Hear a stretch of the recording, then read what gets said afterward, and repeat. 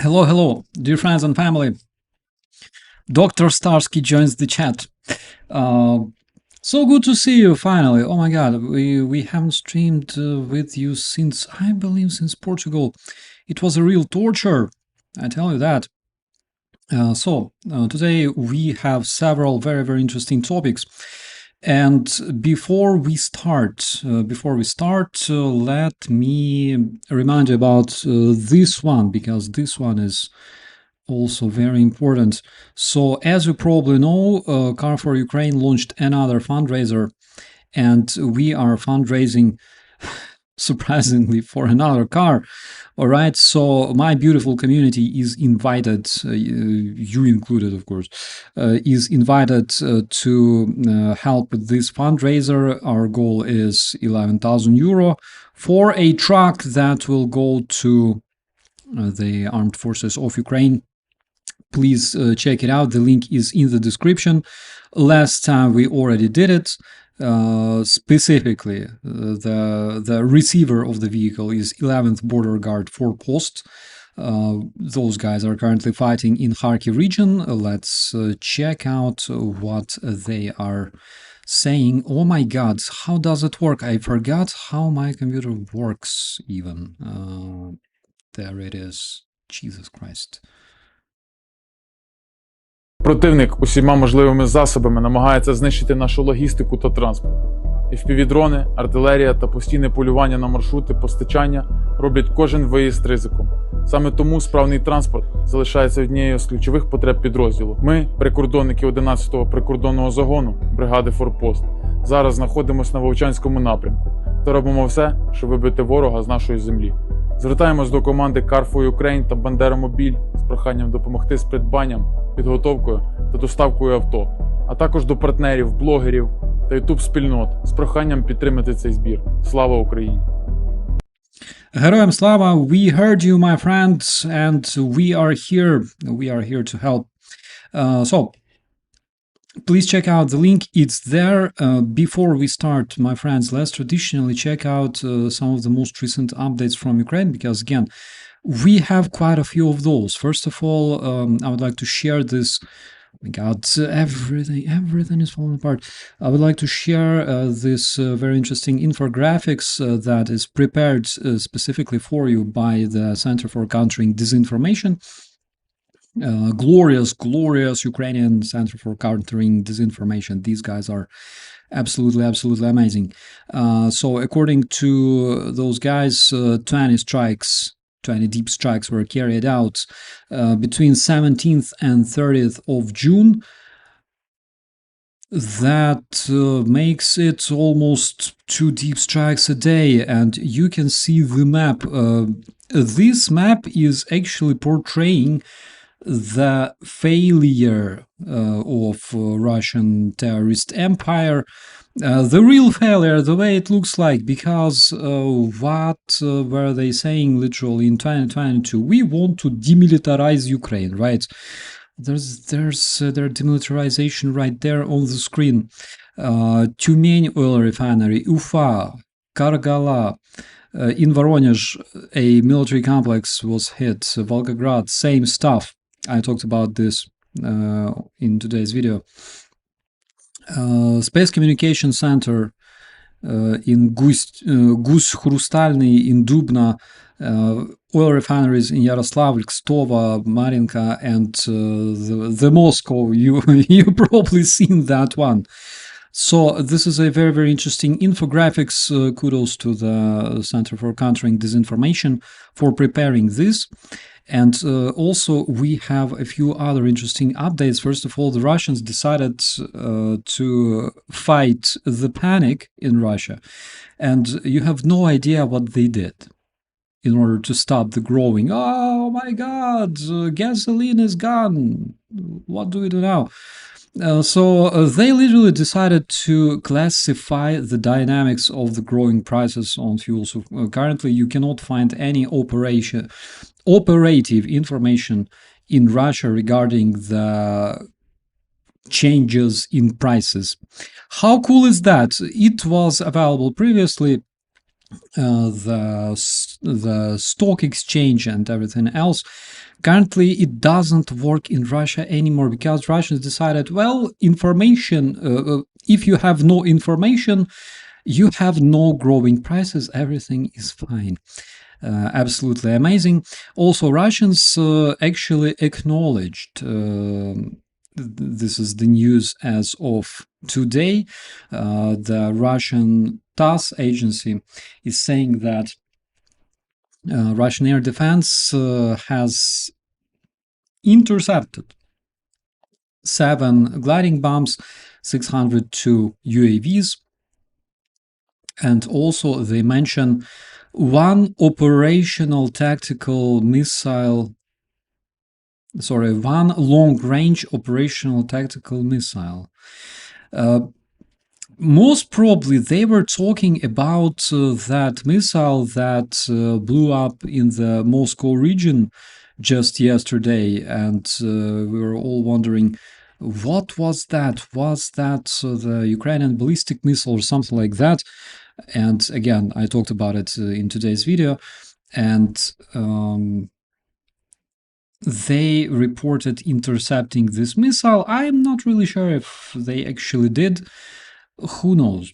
But on the other hand, it's very, very cringy. I said in my video that there's no way Russians will say that it was a Ukrainian ballistic missile. No, it was operationally tactical missile. You know, HIMARS missiles like ATACMS are operationally tactical.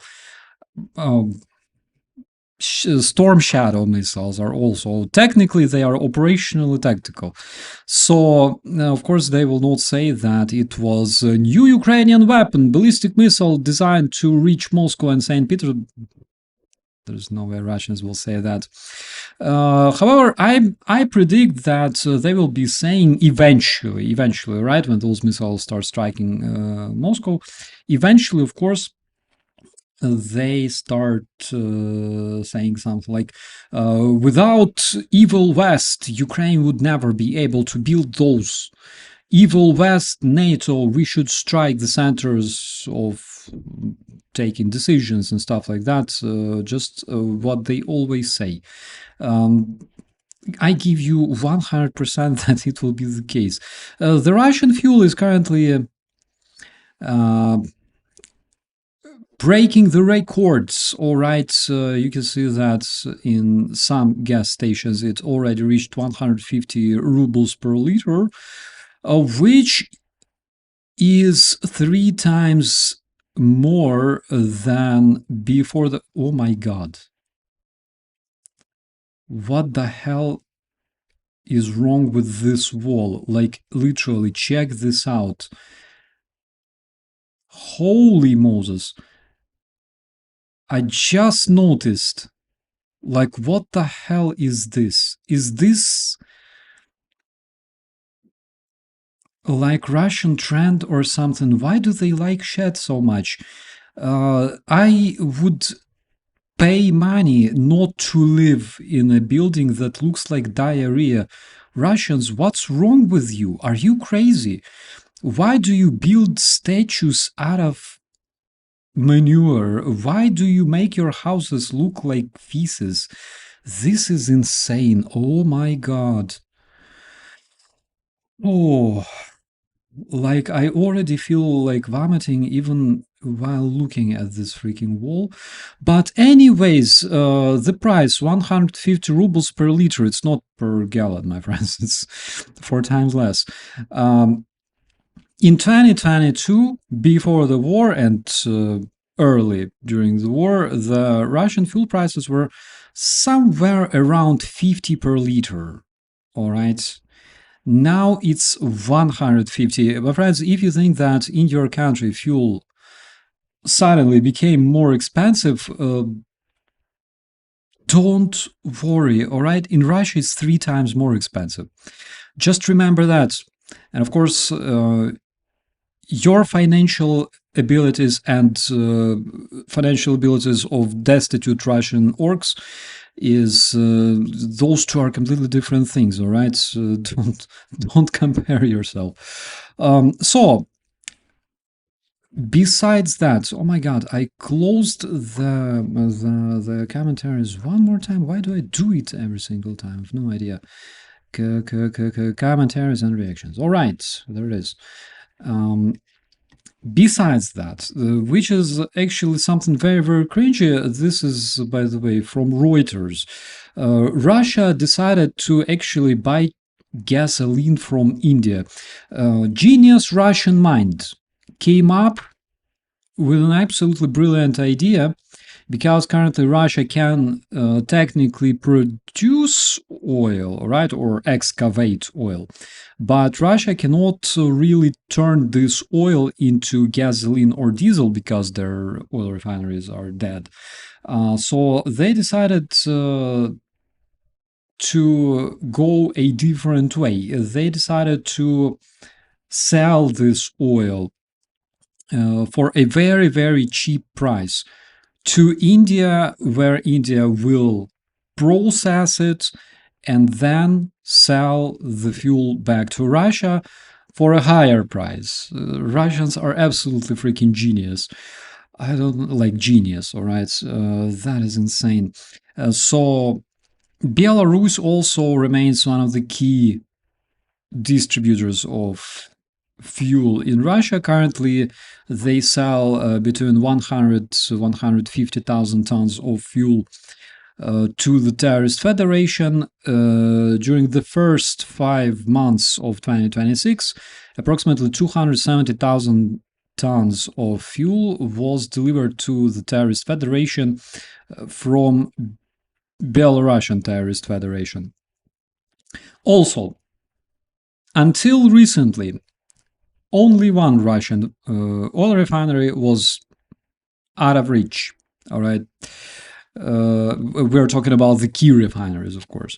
Only one Russian key refinery was out of reach, which is one in Omsk. That is 2,500 kilometers from Ukraine. Until recently, because good Ukrainian drones reached Omsk Oblast. I don't have much details on this one, but it went kaboom. And basically, all Russian key oil refineries were hit. Kstova, Moscow, Yaroslavl, Ryazan, Perm, Kirishi, Volgograd, Novoufimsky, Novokuybishevsky, Syzransky. 10 were confirmed being a toast, and one in Omsk, which makes it 11 key Russian oil refineries. Not really sure, but it was reported that the good Ukrainian drones actually reached this place, which is amazing. So, besides that, you already know that Ukraine hit three main Russian military facilities responsible for producing crucial parts for the Russian ballistic missiles. Specifically, VZPPS, which produces different modules, micro schemes, and different electronics for Russian Iskander missiles. Also, Titan Barricade, the best footage of Flamingo ever made. So those were producing the launchers for Iskander missiles and additional machinery, and also NIFI, which produce different sensors and microelectronics. Today we had another one. I will talk about more details tomorrow in tomorrow's video. This video is, oh my god, let me turn off the music because it's like very, very cringy. This one you probably saw today. So Russians decided that they discovered a new lifestyle. They can now chill, all right? They can now chill in the fuel queues, because why not have like barbecue, have beer, chicks, music, and all that stuff. Actually looks pretty cozy. On the other hand, what else do they have to do? Literally, they don't have internet, they don't have social media, their YouTube sucks.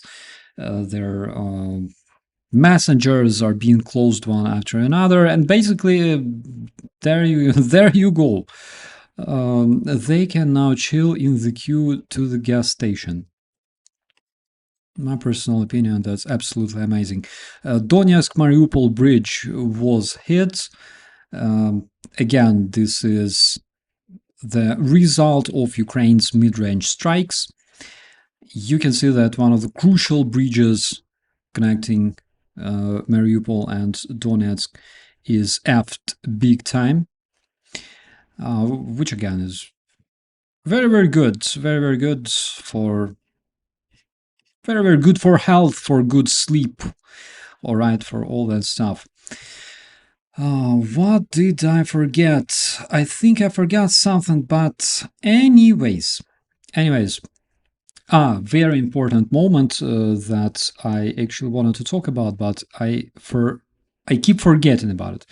So currently, Ukrainian intelligence presented evidence that Belarus is building bridges and ammunition storages for the possible war against Ukraine.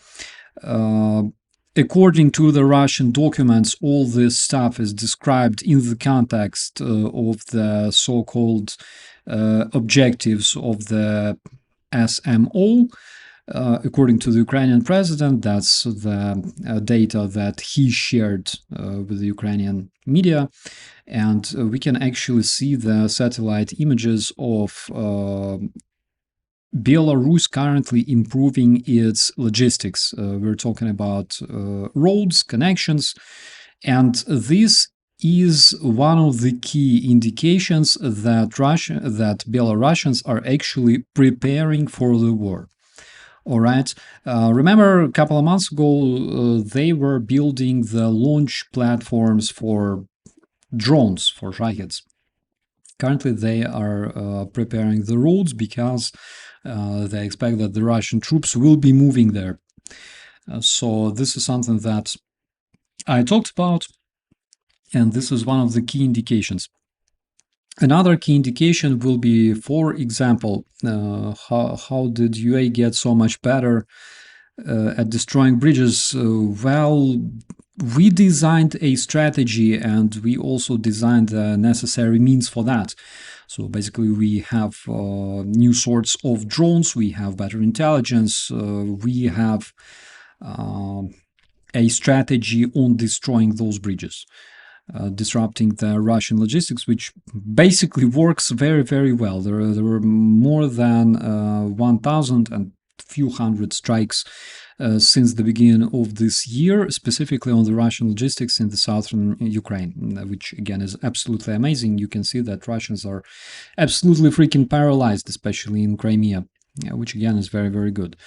So another indication that Belarusians will be preparing for possible war with Ukraine will be when they will start improving and expanding the infrastructure on their airfields, because they will use the airfields as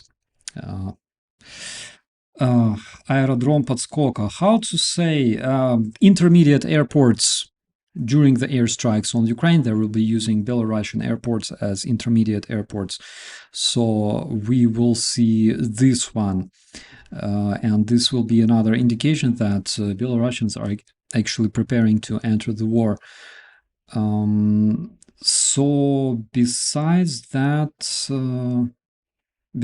of course, we will see concentration of Russian and Belarusian personnel, which is something we don't see much at this point, all right?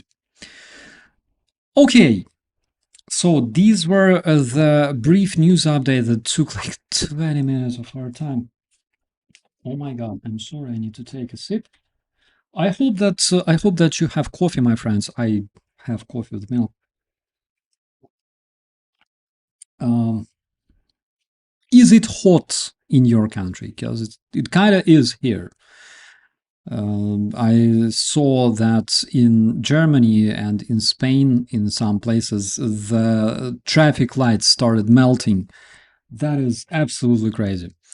But let's talk about the main topic of today, because there's a lot of disinformation about Olena Zelenska buying Maserati or whatever, President Zelensky buying Hitler's car, 2 yachts, buying a royal palace that belongs to the British royal family, effectively making them homeless and stuff like that. Of course, all that was debunked 1 million times, because, like, literally, there's nothing else President Zelensky can do nowadays than literally buying yachts, especially considering that you cannot operate any vessel at this point within Ukraine, all right? And we don't see President Zelensky, riding yachts much these days anyways. But on the other hand, it was reported yesterday that Alina Kabaeva decided to go shopping, and she decided to go shopping on a yacht. It's a yacht called Graceful, which belongs to Vladimir Putin, and this Vladimir Putin that is usually referred to as Huilo, as you probably know.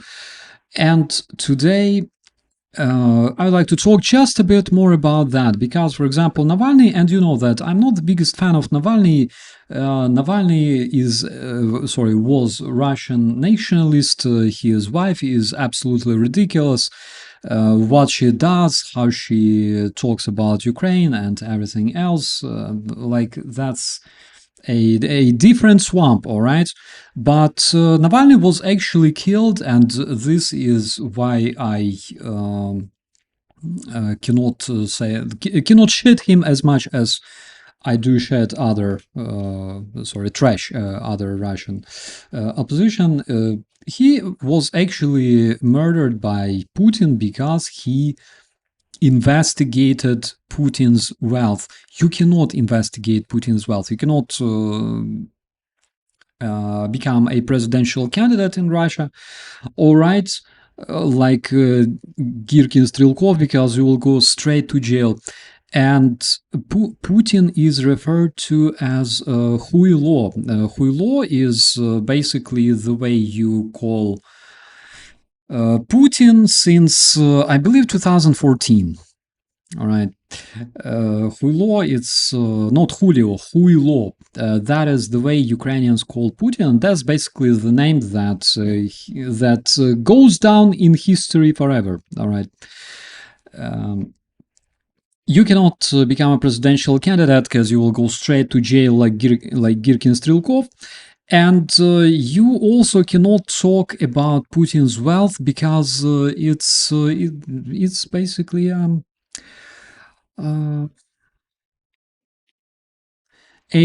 very, very fast trip to the other side for if you start publicly talking, if you even start mentioning the wealth of Putin and his inner circle and stuff like that. That is why we are talking about this. Because we should, right? Because why not? And before we start talking about it, it means dog head. It means dog head. Yes, exactly. Yeah. La la la la la la la la. Exactly. Yeah, that's from the song dedicated to Russian dictator.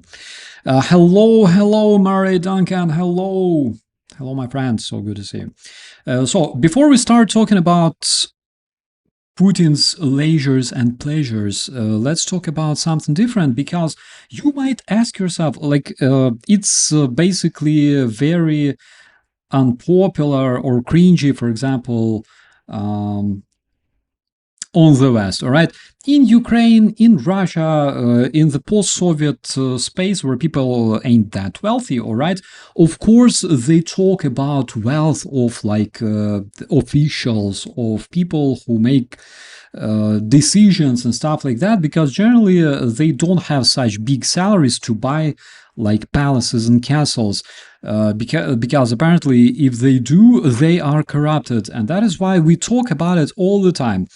On the West, I know that it's not that widespread, because people go like, so what? So what that he has Mar-a-Lago? So what?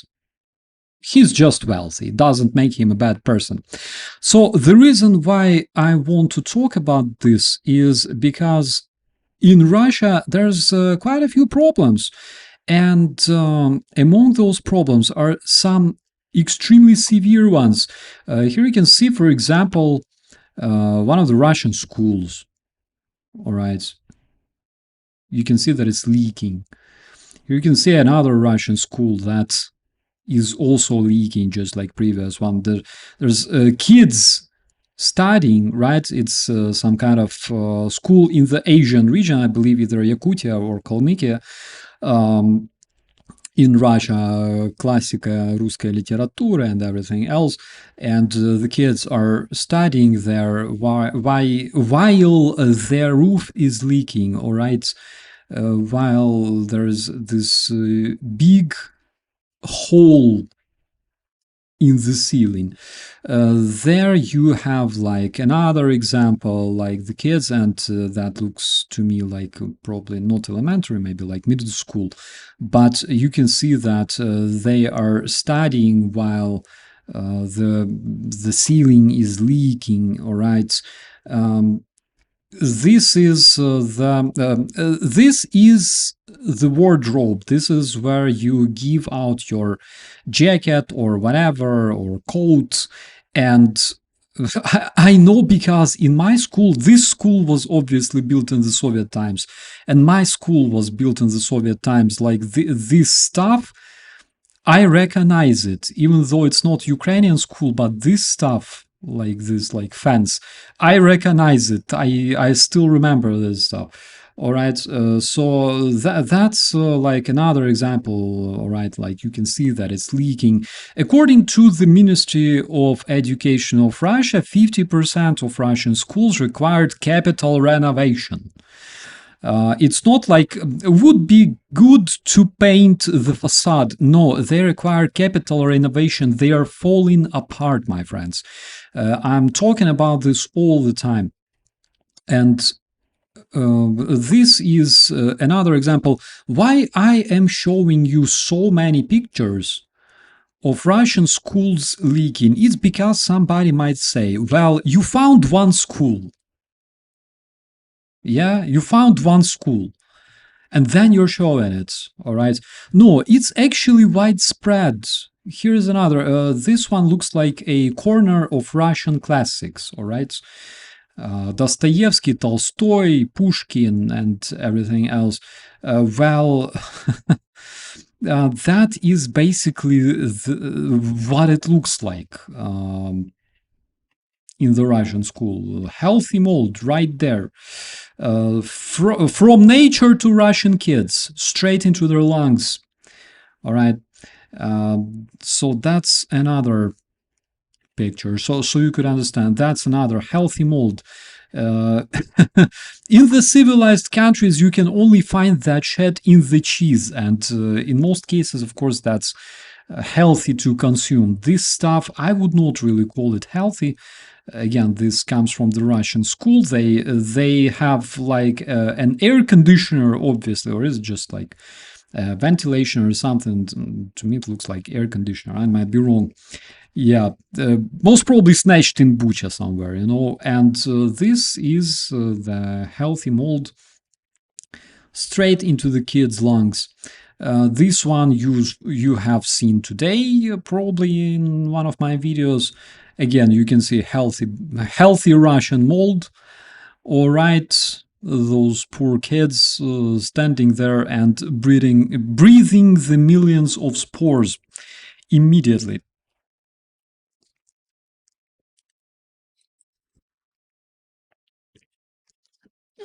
Because in Russia there's no other problems. They don't have problems at all. They need to fight. They need to kill Ukrainians. They need more land. This is not the problem. Like those kids, they're fine. They will grow up. All right, nothing happens to them. Everything's okay. Like this stuff, whatever. Like look at, I don't know. Look at backyards in the New York. All right, like this stuff. Mold in the Russian school. So what? So what? So it leaks, right? So what? So it leaks. Everything leaks. Yeah. That's impressive. That's impressive. I tell you that. Another beautiful Russian school. Here we at least can see some kind of traces, all right, of renovation or something, but the school itself actually looks like prison. Anyways, another one for you again. Healthy Russian mold. The ceiling is too shy to exist at all. It just decided to, disappear, to devour itself. All right. At least they have like infographics. All right. At least they have infographics. Why not?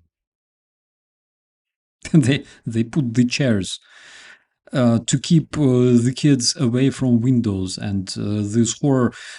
So this is one of the reasons why we are talking about Putin's wealth today, because Russians don't care. Russians go like, son, your school doesn't have heating, your kindergarten leaks. So what? Relax. Wear warm pants, okay, and go study.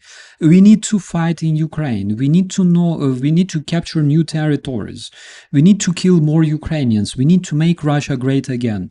Okay, that is what important. And your school leaking roofs, the dirt, the mold in your lungs, it's not important. I don't care about this shit as your daddy or your mommy, all right? I don't care about this shit.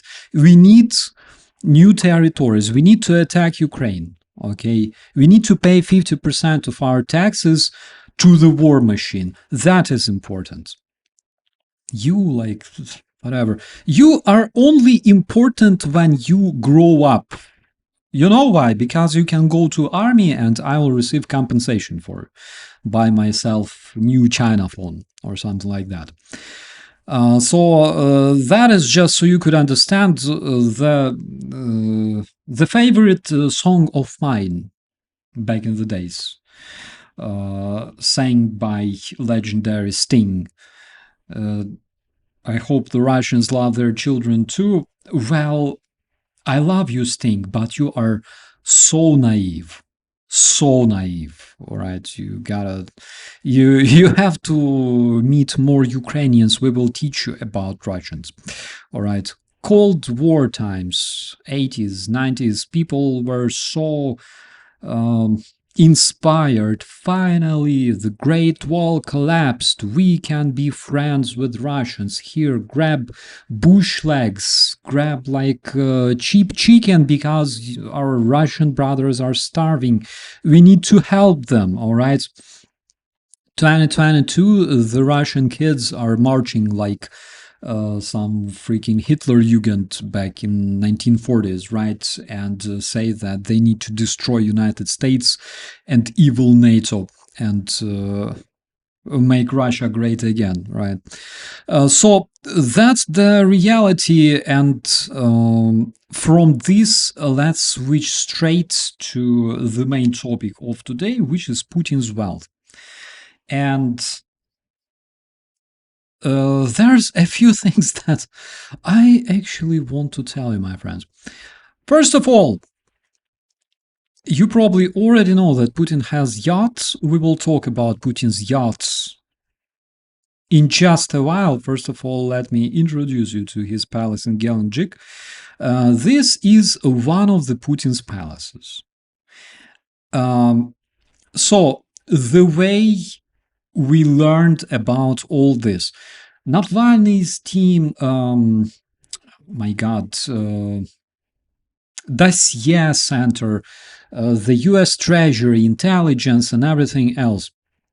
They investigated each case.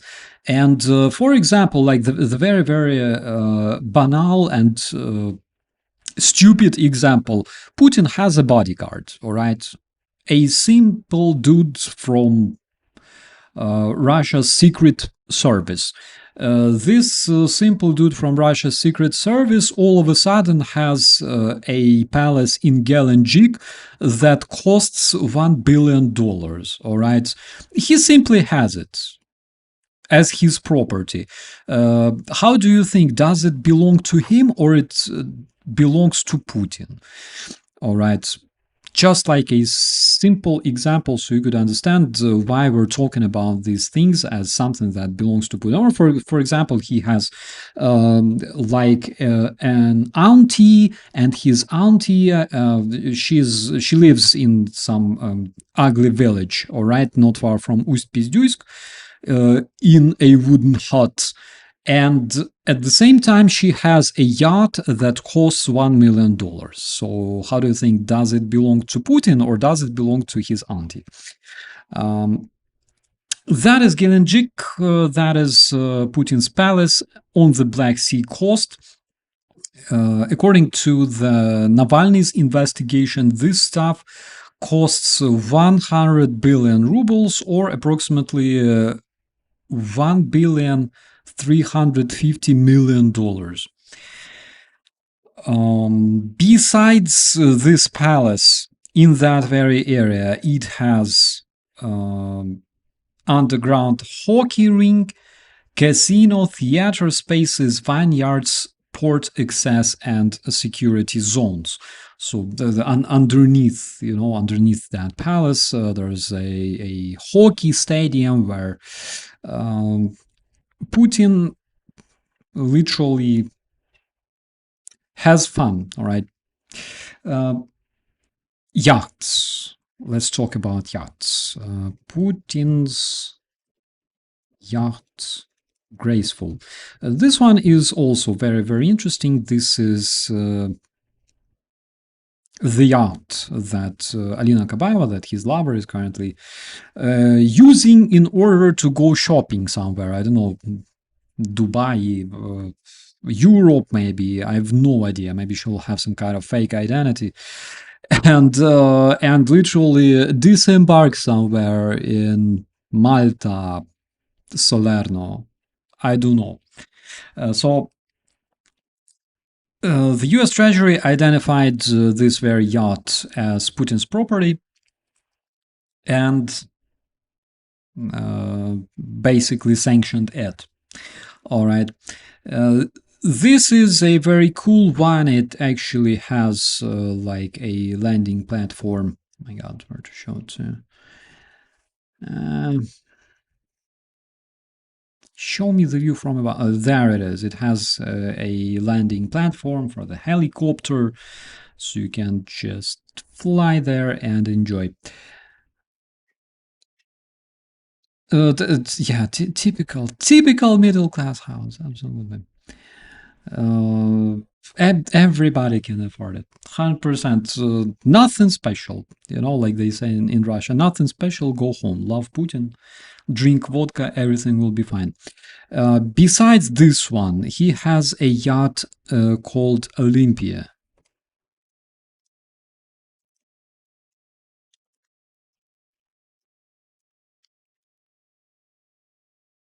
Which again, it's a tiny one, only 57 meters long. Again, it belongs to like friends of friends, all right? Friends of friends. Very tiny, very unsuspicious, all right? Is this the one? Wait a minute. So this is graceful. Yeah, I think this one, 57 meters long.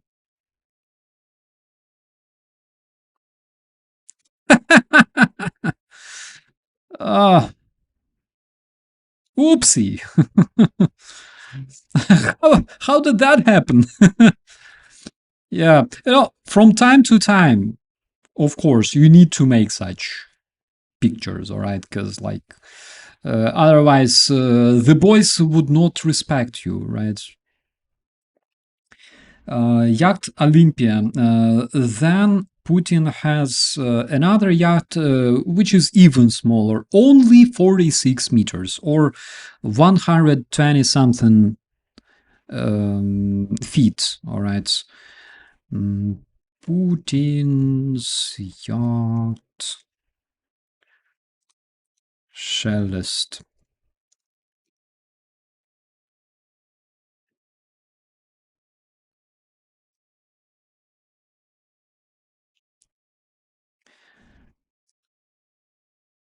Only 46 meters. Yeah, nothing special. Like very, I would say, I don't know, very poor yacht. All right, very poor stuff. 46 meters is like, it's like funny. It's nothing basically. So this one is often seen operating not far from Sochi and Gelendzhik. That's basically the yacht that Putin uses to travel across Black Sea, Sochi stuff. Oh my god, it has like 1, 2, 3, 4 levels. That's like 4-story building. That is crazy. Yeah, but again, poor man's yacht. Absolutely. If you thought that it's all, my friends, you're wrong, because Putin has another one. Putin has a yacht called Nega.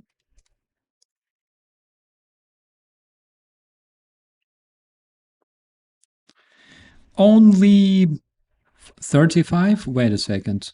32 meters, only 100 feet. All right.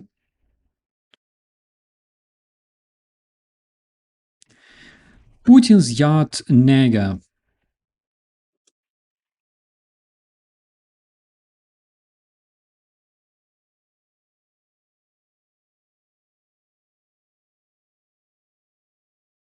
Come on, show me like the picture of the yacht.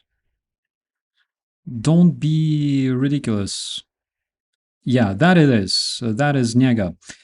So this is another one. This is linked to Putin again by the U.S. Treasury, and this one is used to travel in the northern Russia. Which is actually very, very logical because, again, Putin doesn't have time. Russia is very, very huge, all right? Putin doesn't have time to go on a yacht from Kolyma to, like, around the globe to St. Petersburg or stuff. That is why he simply has multiple yachts to travel, one in the north, one in the south, one in the east, one in the west, one in the lake, one in the bathtub and stuff. And if you thought that we finished with the yacht, my friends, you are wrong, because besides all these 1, 2, 3, 4 yachts that he also has a super yacht called, oh my god,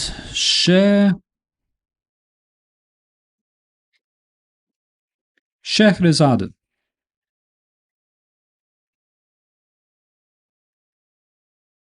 There it is. This is a mega yacht used by Putin.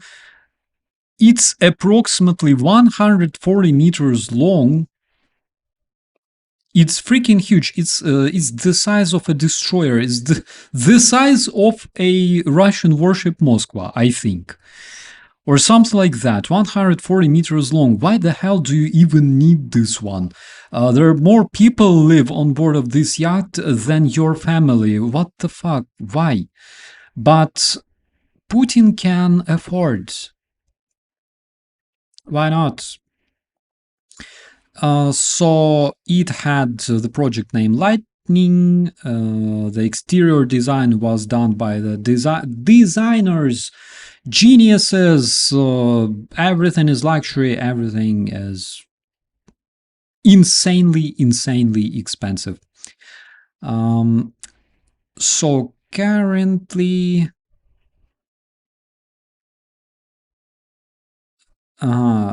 since September 2021, it has been docked at the port of Marina de Carrara in Tuscany. All right. Okay, so Putin has 5 yachts. Sorry, he has 4 yachts and one super yacht. And the funniest thing about this is that Putin and his own war machine and disinformation machine, having 5 yachts, one of them 140 meters long, is too greedy to give money to his Ministry of Education.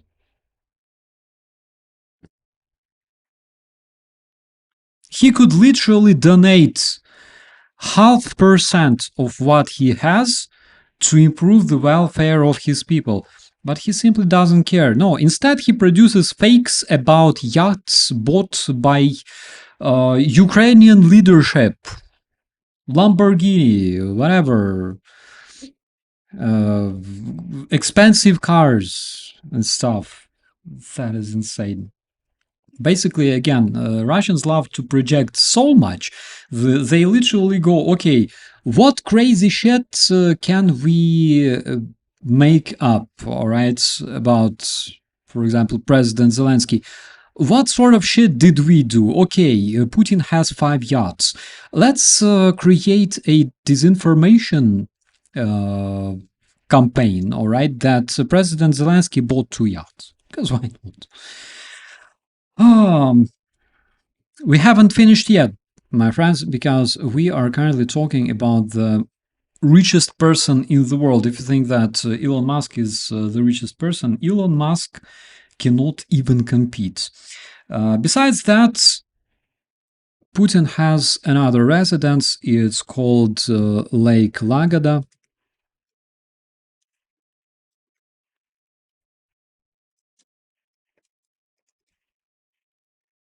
So-called Fisherman's Hut.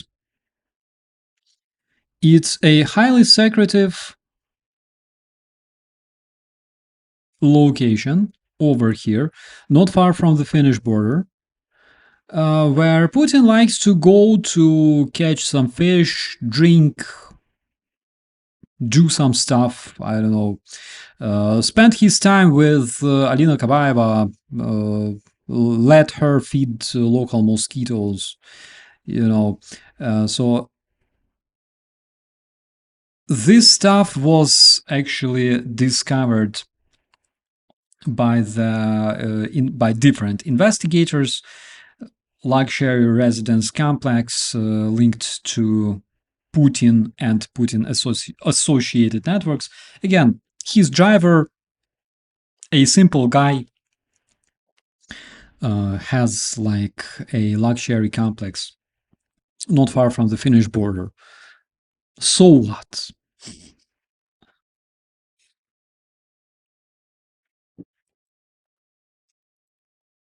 Putin loves Finland because besides this one, the Fisherman's Hut, Putin also has another one not far from Finland called Villa Salgren, also known as Putin's dacha.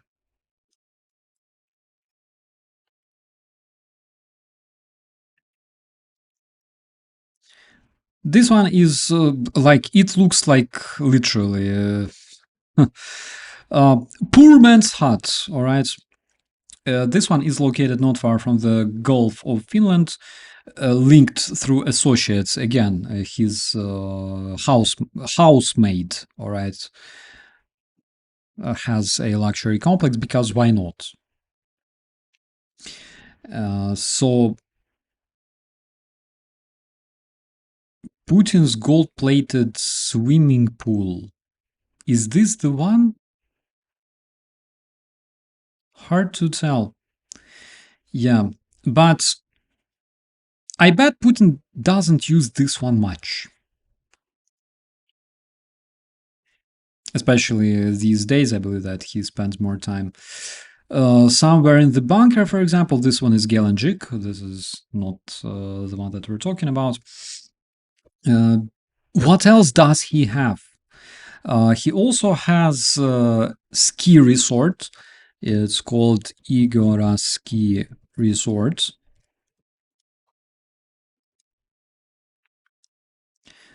which is again associated with Putin's circles. There it is. People having fun. Oh, that's actually very interesting. New leaked emails link Putin to 5 lavish properties and 2 super yachts worth nearly 4 billion. My friends, not 2, 5. 5 super yachts. Yeah, Igor's ski resort, this is what it looks like. Located not far from St. Petersburg. Because why not? Officially still, it doesn't belong to Putin, it belongs to his friend, all right? And besides all that, he recently acquired, in approximately 2014, he recently acquired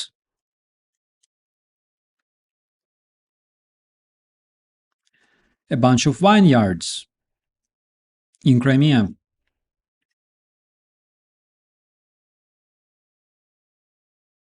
That's like a render, all right? A bunch of vineyards in Crimea. Crimea is actually very, very well known for its wines.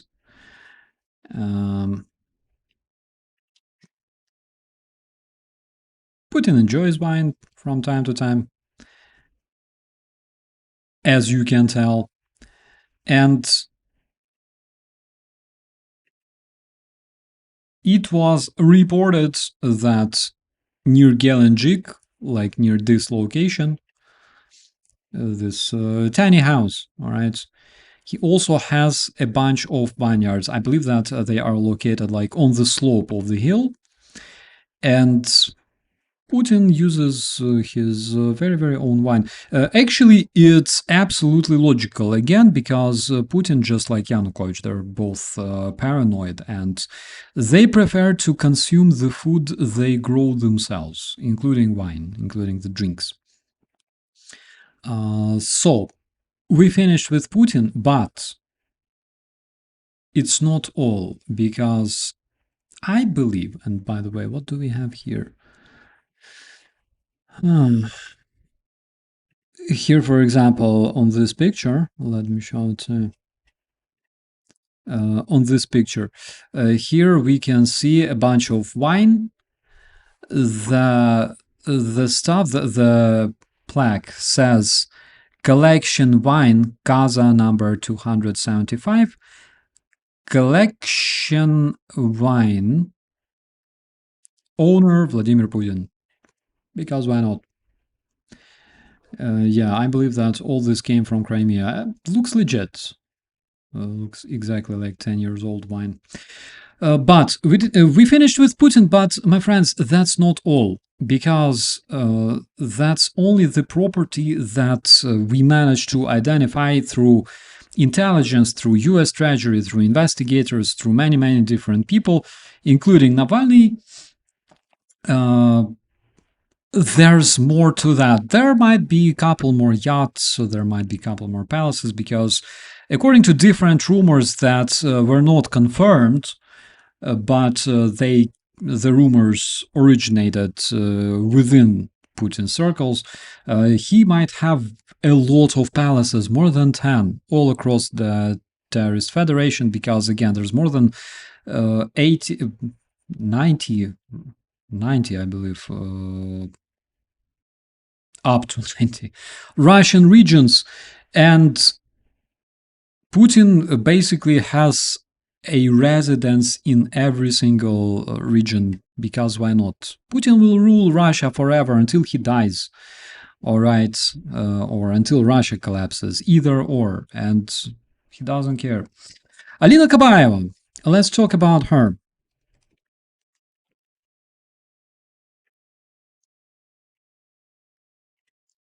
Alina Kabaeva, Putin's, I don't know, like what sort of, my God, look at this face. The dude is literally like, Alina, I'm doing you tonight. Oh my God. So this is Putin's lover. Putin divorced his wife that he was married to for many decades. Basically, when Putin was stationed in Dresden, he was there with his wife and his kids. And then he met Alina Kabaeva and basically divorced his wife because Alina Kabaeva is a sportswoman, all right? She does gymnastics, she does all sorts of crazy things, all sorts of them. Guys, let's stay professional, okay? Let's stay professional. We are not like a bunch of grifters. Uh, can you hold my? Yeah. Yes, that's the point. Because like Putin doesn't have the how do you call that complex when short guy loves big women. He has a different one. He needs his circles, his subordinates, his wife or wives to be shorter than him. All right. That is why he apparently that is why he decided to go with Alina instead of his own wife. According to several rumors, Alina Kabaeva delivered a bunch of kids for Putin. I am not really sure if they're married. Again, this information is very, very hard to find. Yes, you can definitely see that Alina is shorter than Putin, 100%. And they are unlikely to be official husband and wife. Again, if you pay attention to what Tucker Carlson is saying, if you pay attention to what all sorts of pro-Russian degenerates on the West are saying, and what the Russians are saying themselves, they actually portray the terrorist Russian Federation as an asylum or shelter for traditional family values and stuff like that. Traditional family values, my friends. The dude met hot chick when he was like around 50s, all right? Met hot chick, divorced his wife, told his kids Vaffa Napoli, and he lives with this lady unmarried and they have kids. How traditional is that? Like on the West, of course, nobody cares. You can live with whoever you like. You can live with a lady or a guy and have kids. You don't need to be married. You can be like just domestic partners. Nobody gives a shit. But we are not positioning ourselves as, you know, the fortress of family values, Christian Orthodox family, the strongest fortress of the traditional family values in the world. No, we don't position ourselves like that. Russia does, and Russia lies. Basically, Russia bullshits you because that's not what Russia is. So, Alina Kabaeva, let's talk a bit about her. According to the investigators, and this one was reported by ProAct, The Insider, and several other investigators, it is reported that Alina Kabaeva, this lady over here, like very, very, very humble person, all right? You can tell this immediately. What's wrong with her eyes? Anyways. Shit. So, according to the investigators, she has a penthouse in Sochi Royal Park. Let's check it out. And basically now you understand what sort of yacht she uses to get to Sochi, right? The smaller one, not the biggest one. Sochi Royal Park.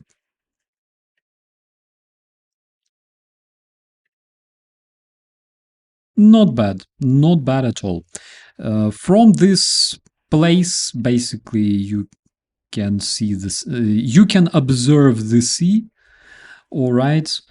This is what Alina Kabaeva sees every morning when she's in Sochi. When she wakes up, when she calls her hubby, and he goes, "Alinchka, как дела?" And she's like, "Everything's fine. Everything's fine. I shaved my leg. I fed the dog. All right." And she stays on this balcony.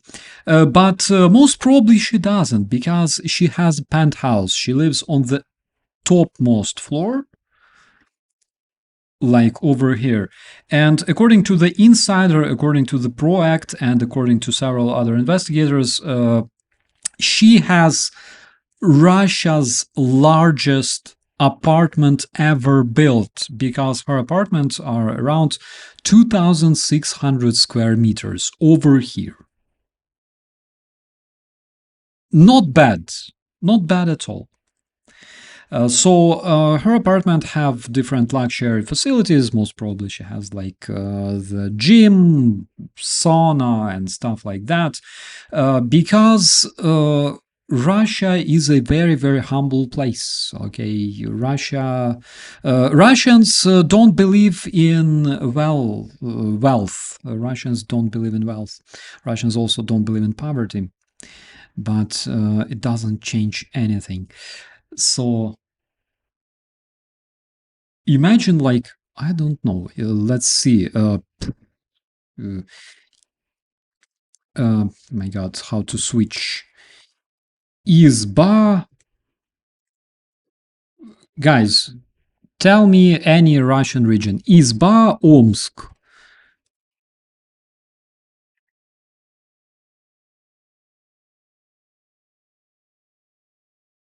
Izba, Omsk. Well, this one, for example. All right.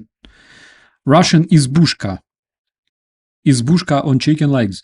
Yeah, like imagine people living there in that in izba in Omsk. Imagine like all of a sudden the dude living here wakes up in the morning. He goes to kitchen. He drinks 100 gram because he has a freaking hangover. He opens internet. He's like, "Oh my God, I have internet today."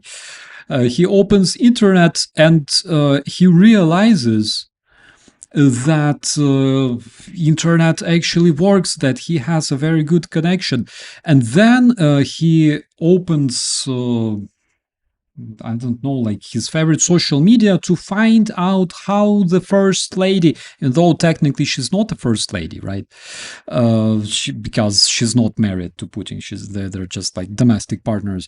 But imagine he's like, how does my first lady lives? All right, let's call her first lady. How does the lover of my Tsar live? I wanna see. And the dude from this izba literally like looks at this stuff and imagines that somewhere here the first oh my God, the first illegal lady, all right, second lady, yeah, second lady, basically. That she lives somewhere here, that she's like standing somewhere here under the tree drinking coffee, right? And the dude from this izba in Omsk, izba is what the Russians call like a hut, a house. He looks at this picture and he smiles and he's like, "Thank God, I live like in this freaking shed that has fallen apart, all right? The pigeons poop on my face in the morning, like regularly. Okay, I almost have like a whole mask already off my face, like over there in the room. but at least the lover of my Tsar is having luxurious life. She's such a humble person, such a pretty lady. Yeah. What else does she have? Because that's not all. Valdai residence facilities. Of course, Valdai, my friends. I don't know. I don't know why we didn't mention Valdai, because this one is actually the most important one. Russian president's residence in Valdai. Is it? Or is it? Because I can be wrong.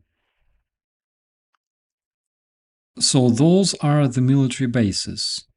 This one actually looks like Valdai. Yes, this one. Nothing like Mar-a-Lago, of course.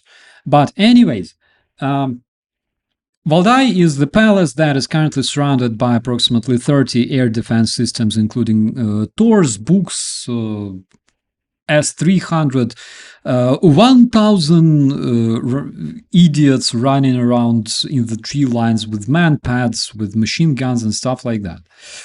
So this is where Putin resides with Alina Kabaeva actually. All right. This is where they actually live at this point. Not in Gelendzhik, of course, because in Gelendzhik it's too close to Ukrainian missiles, right? Valdai is the proper place. There, Alina Kabaeva has her another apartment. One is in Sochi. It's very, very big. Another one is there where she lives with their kids that she has together with Putin. That is, again, according to investigators, according to Putin himself, basically. Remember when he made up this Ukrainian attack on his residence in Valdai and called Trump and said, oh, Ukrainians are attacking us. They tried to kill me. And Trump was like, ay, President Zelensky, how could you do that? How could you strike Valdai? President Zelensky, it's not the kind of cards we were talking about. You cannot strike Putin in Valdai. All right. Putin has an immunity. Who else will I invite to encourage, right? So that is the residence where currently the Tsarist family lives in the Terrorist Federation. That's basically where Alina Kabaeva has a wooden mansion. She has a separate wooden mansion. Apparently, she goes there whenever they have like a verbal fight, like a quarrel with her hubby Putin, her illegal hubby Putin. And when they break plates, she goes to a separate wooden mansion. And also there's like a bunch of other facilities. We don't know much about those, but we know about the wooden mansion. Besides that, the project, this investigation company, investigation agency, reports that Alina Kabaeva's auntie, grandma, grandpa, grandma-in-law, grandpa-in-law, cousin-grandma, like those guys, they have real estate worth 1.1 billion Russian rubles.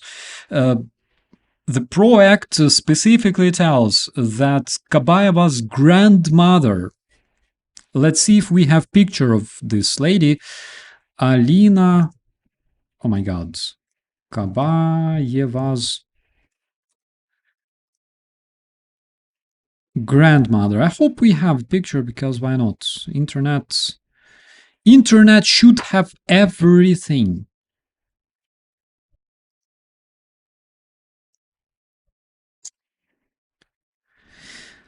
Alina Kabaeva's grandmother. Where to find her? Бабушка my God, Alины Kabayevой. I don't have Russian font on any of my computers because I don't care. Anna Zацепилина, really?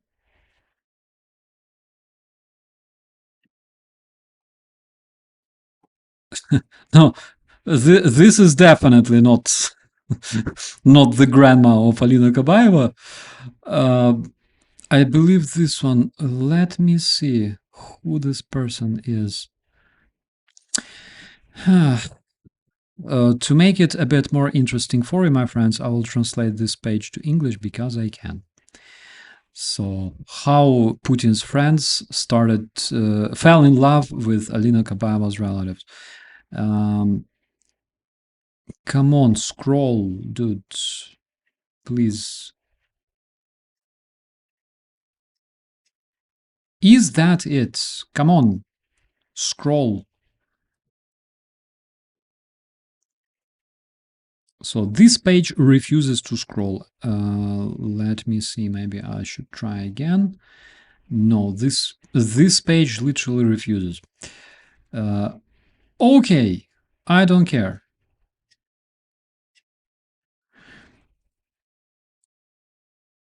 Let me see where I have this tiny window that I just closed for reasons I cannot explain. The grandma of Alina Kabayeva.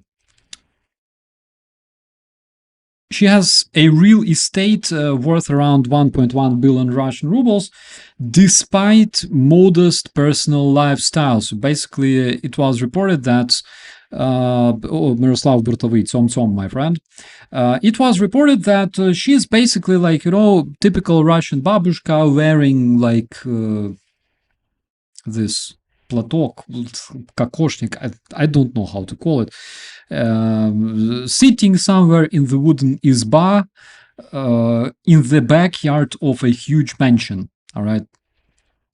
She was described as like very modest person with only having like 1 billion rubles worth of mansion.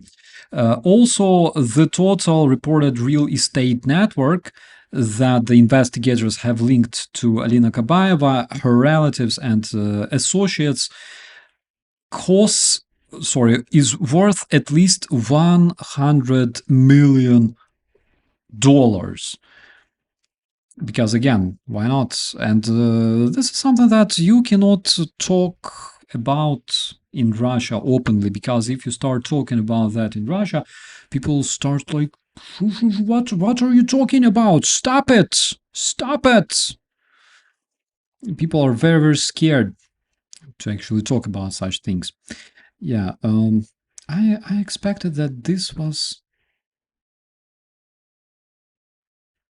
Anna Zацепилина. I believe that this is yes, Anna Zацепилина. And by the way, Anna Zацепилина, this lady, she's not only grandma of Alina Kabayeva, she's also head of council of directors of the National Media Group. All right, not bad. So this is a property in Uspensky that Anna Zацепилина, the grandma of Alina Kabayeva, received from Grigory Bayevsky, that is linked to Arkady Rotenberg. What? Okay, I need to translate this one. Alina Kabayeva's grandmother received not a plot, but like a piece of land in Uspensky from Grigory Bayevsky, related with Arkady Rotenberg, a businessman who also transferred various expensive properties to the gymnast herself, to another gymnast, Alisa Kharchova, who had a photo shoot in an erotic calendar for Vladimir Putin. That's interesting. Alisa Kharchova. let's check out this one, because why not? Because we can. Alisa Kharchova, erotic. I hope that it's not too erotic, all right? Photo shoot calendar.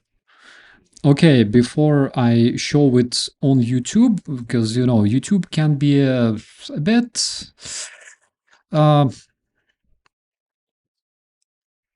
nothing erotic about this one, actually. I swear.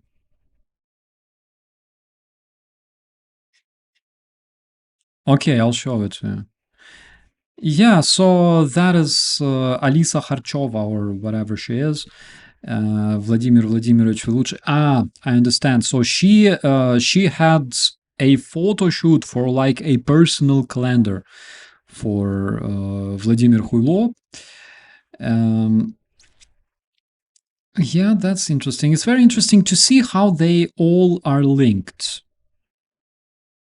The dude sold property to this lady, and then the dude sold property to grandma of his own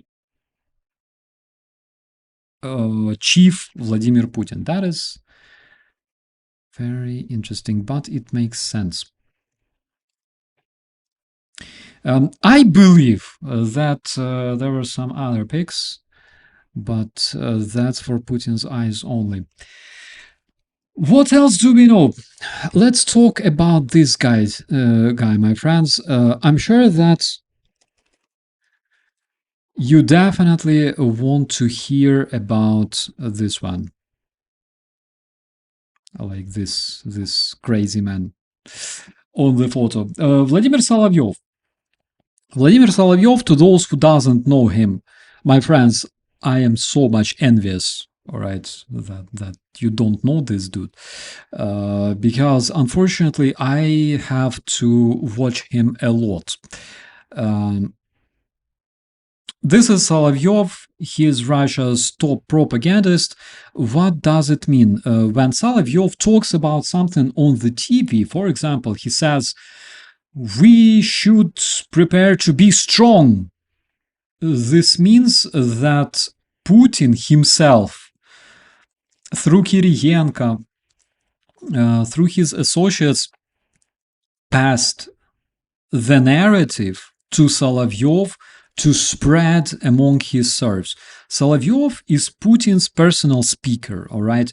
He has Peskov, the mustachio man, and then he also has Solovyov, his main propagandist with tens of billions of subscribers, billions of subscribers, because majority of them don't exist. Yeah, they're not real people, but that one is actually the dude that the Russians watch every single evening when they return home from the gas queue. They turn on their television and they want to listen what Solovyov says, because Solovyov directly retransmits narratives from Kremlin. If Kremlin wants to deliver some narratives to the people, Kremlin uses Solovyov. Solovyov, probably recently you noticed that Solovyov has some very, very interesting skills in English and Italian language. English, you probably saw his interview in English published like a couple of weeks ago, where he was literally threatening the evil West, all right? And before that, there was a case when Solovyov, in I would say pretty much good Italian,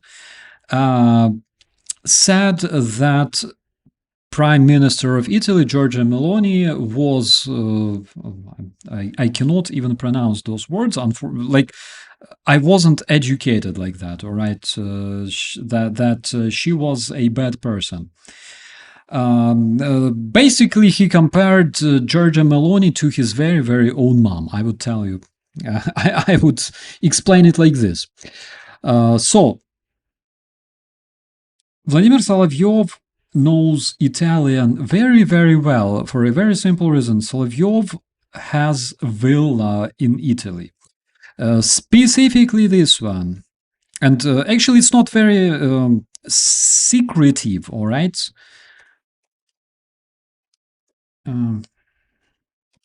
Lake Comovilas. It's not a big secret. Actually, he talked about it himself. This specific place was seized by the Italian law enforcement from Solovyov. Actually, not a bad location. I believe that there's like sea or something. Not bad, not bad. Again, it's always very, very cringy to see when the Russians go like, Mother Russia, we are great people. We have the best nature in the world. We have the most strongest family values in the world. We don't need wealth. We are the people who suffer, but we have righteous kind of life, and this is what makes us strong as Russians, as nation, and yada yada. The dude has a fucking villa in Italy. Because after his lives in the studio, he goes like, oh shit, I feel so tired. Volodya, give me an airplane to my home in Italy, okay? And then the dude literally goes to Italy. He sits there in front of the fireplace, drinking Italian wine, listening to Italian music, and literally taking rest from his job, from Russia, from all that shit, from all those destitute people, from all those Russian fucks that he actually hates so much, all right? Because generally, that is like the most widespread feeling in the Russian society. So this one is Solovyov's villa.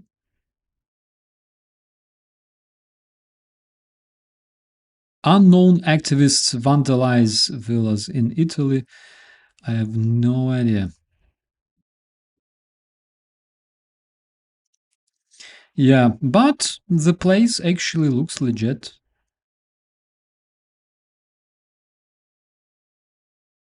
In the mountains, there you have the seaside, because why not? Or is it a lake? I don't know. I don't care.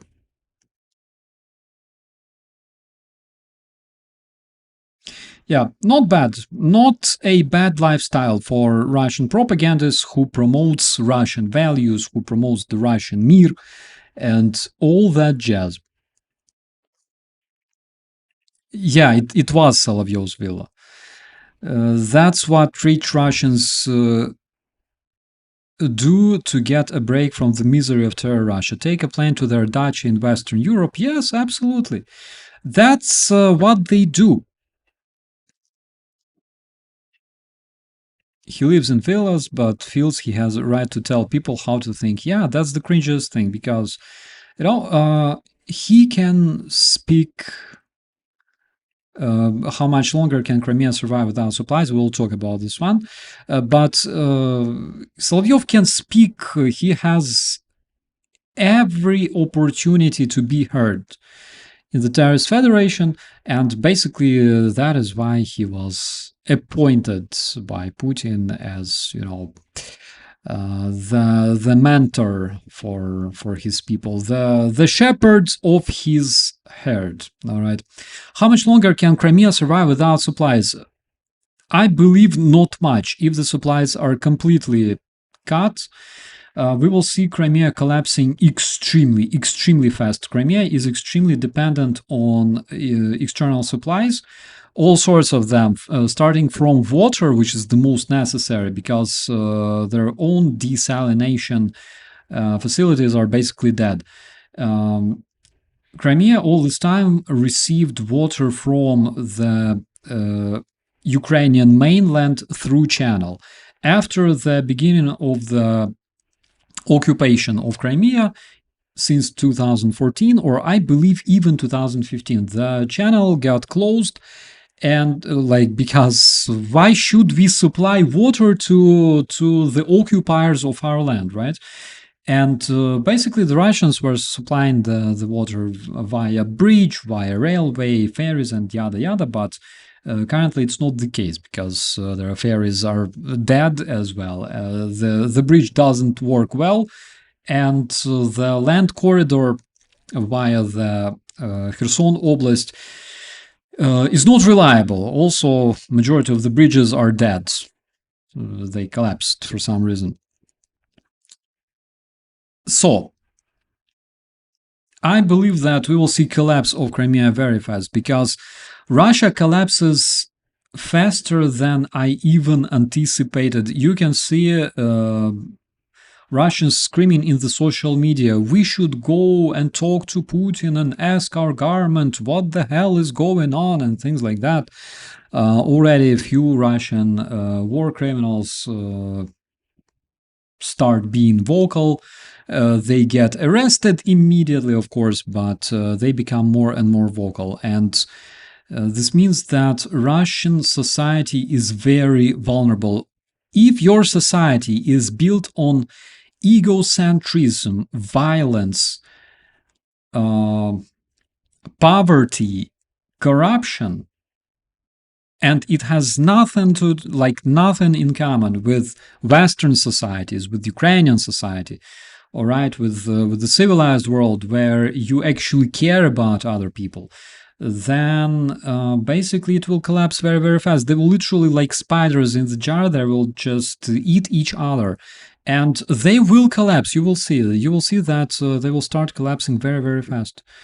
Which goes first, Putin or Crimea? I believe that Putin will have opportunity to go first, actually. But on the other hand, hard to tell. Like, one of his body doubles will definitely go. Maybe even a few. What else, my friends? Besides Lake Como villas in Italy, which, by the way, was exposed again by Navalny's team, Solovyov was mentioned to have a few more houses. So he has multiple Italian properties, meaning that he has more than one villa, that are connected to Solovyov directly, and also his relatives, again, because why not, right? Like, he has a dog.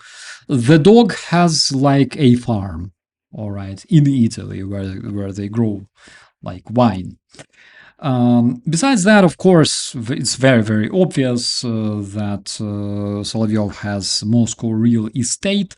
He has one luxury apartment in Moscow and one luxury house, or rather a country house in the countryside, again, not far from Moscow, according to the investigation from Navalny. Sergei Shoigu, you probably know this one. Shoigu! Gerasimov! Где снаряды, блядь? That one. So, doesn't he also have a second family somewhere? I believe he does, but like, we will talk about this in a different episode, all right? Because that's like too many connections at this point. But Sergei Shoigu, he's basically a poor Russian officer with very, very rich family. Let's call it this way. What he has a giant mansion not far from Moscow. Again, Navalny and RFE reported that Shoigu's family has a property valued around $18 million. Not even a Russian Minister of Defense receives such salaries, so he can afford that stuff. How exactly did he get a mansion? Or sorry, how did his poor officer's wife, receive a mansion worth $18 million? I believe that not a lot of even like rich Western people can afford a mansion worth $18 million. That's a bit insane, all right? So, corruption, guys.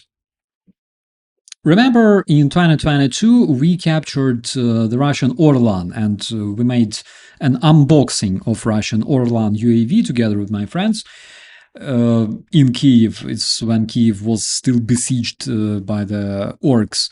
And we disassembled the Orlan, and we actually found that it only looks cute. On the inside, it's full of Chinese details, and literally like a photo camera stuffed inside. There was nothing like super sophisticated equipment or whatever. Literally, the cost of Orlan, according to the guys that looked at it, like Vova looked at this stuff and he said, well, this might cost like, I don't know, $3,000.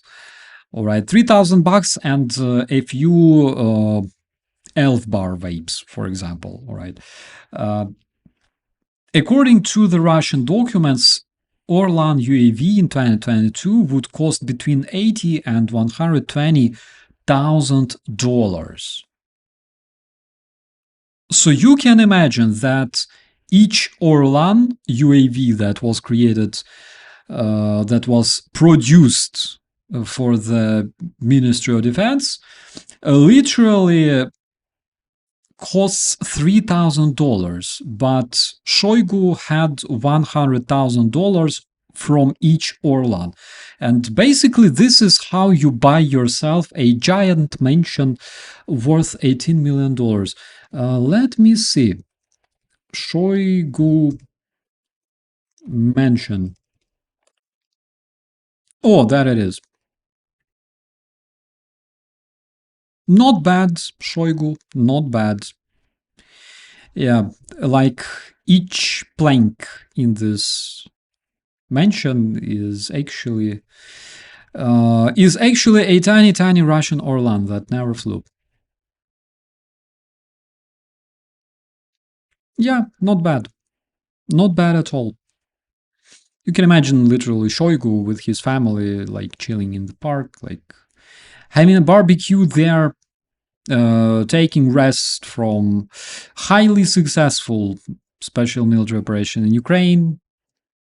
Yeah, that was great.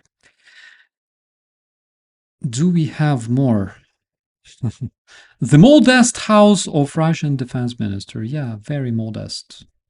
Why does he need such a place? Like, I don't care, literally, but basically, this very house is the reason why Russian army fails so bad. Like, when Russians look at pictures like this, okay, I believe that they have some sort of, like, they almost start connecting the dots. They almost start to understand why instead of, for example, super sophisticated, super advanced army of 21st century, they have like donkey cavalry, all right? That is the reason. That's the reason why, for example, volunteers from Ukraine and from other countries bring cars, mortars, UAVs to Ukrainian defenders. But Russian volunteers only bring freaking body bags and rubber flip-flops. That's literally the reason, all right? Because of the beautiful Russian corruption that is Ukraine's best friend forever. So that is $18 million worth mention of Shoigu. How many... He looks so happy, you know, like looking at this mansion, he's like, yeah, that shit's mine. You don't have anything like that. I do. It's like, what? Wait a minute, where was it? 1, 2, 3, let's say 4 floors. Not bad, not bad at all. Not bad at all.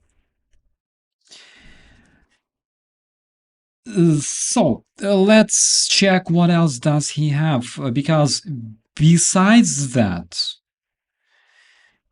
Shoigu has another mansion at Rublyovka.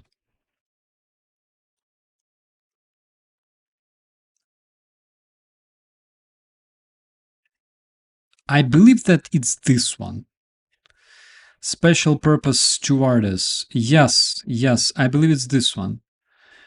Blah, blah, blah, blah. Vasilima. Yes. So this is the mistress of Shoigu, because, like, again, my friends, he looked at, and she's kind of scary, actually.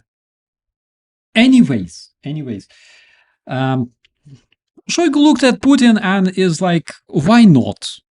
Why he can do gymnasts and I cannot do gymnasts or anybody else.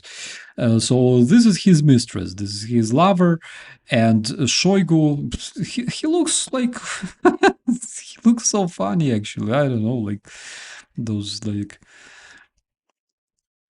he looks like teddy bear for some reason. Yeah, only very, very corrupt teddy bear. So he helped his mistress with different contracts, so she earned money to buy this stuff. Insider reported that Yelena Shibunova, that is described as Shoigu's alleged mistress, became very wealthy and acquired elite property like this one, which is actually, it looks huge. It looks bigger than Shoigu's own mansion, all right? She acquired elite property after companies linked to her started surprisingly, like all of a sudden, started receiving different state contracts. Also, Shoigu has a family property network. His relatives have repeatedly appeared in corruption investigations involving luxury real estate. These are just a few examples. You can imagine Shoigu literally taking a stroll around this tree circle together with his beloved mistress, all right? He's like, oh my God, I'm so tired. I'm so tired of all this. And she's like, don't worry, my teddy bear. Let's pick a bedroom for us tonight and spend time together. We have a few of them. Russians are so poor. Russians are absolutely, absolutely destitute. Those destitute Russian oligarchs. Oh my God. Sergei Sobyanin, not very interesting. Sergei Sobyanin is actually Moscow's mayor.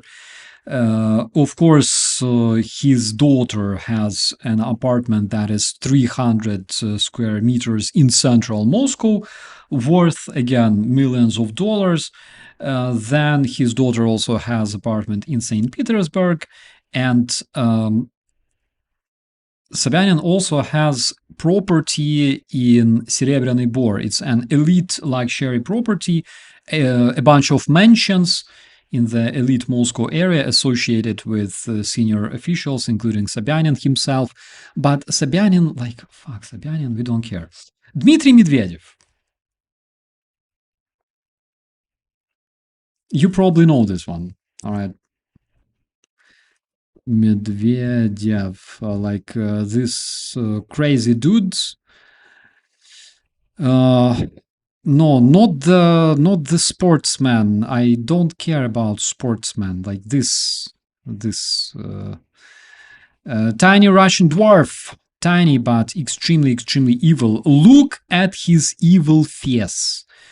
Look how evil he is. He's literally, I believe that what they say about tiny people is actually true. Myself, I'm not that big, you know, I'm like 175, but this dude is something like 150 something when he jumps. on high heels. All right. I believe that it's true what they say about tiny people being very, very evil. If you watched Shrek, you know what I'm saying, all right? Yes, the drunkard himself probably owns dacha made from vodka bottles. Yeah, I believe that that's where he buries those like dozens and dozens of those vodka bottles.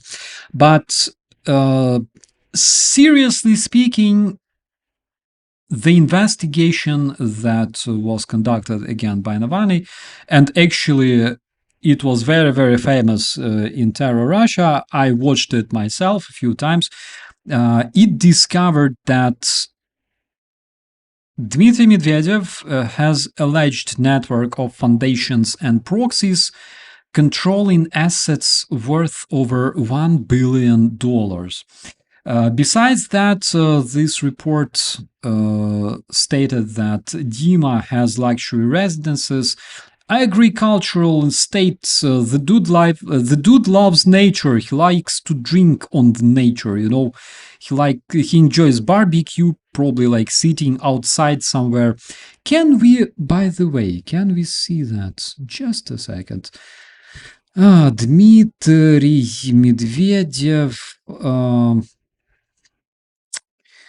Real estate.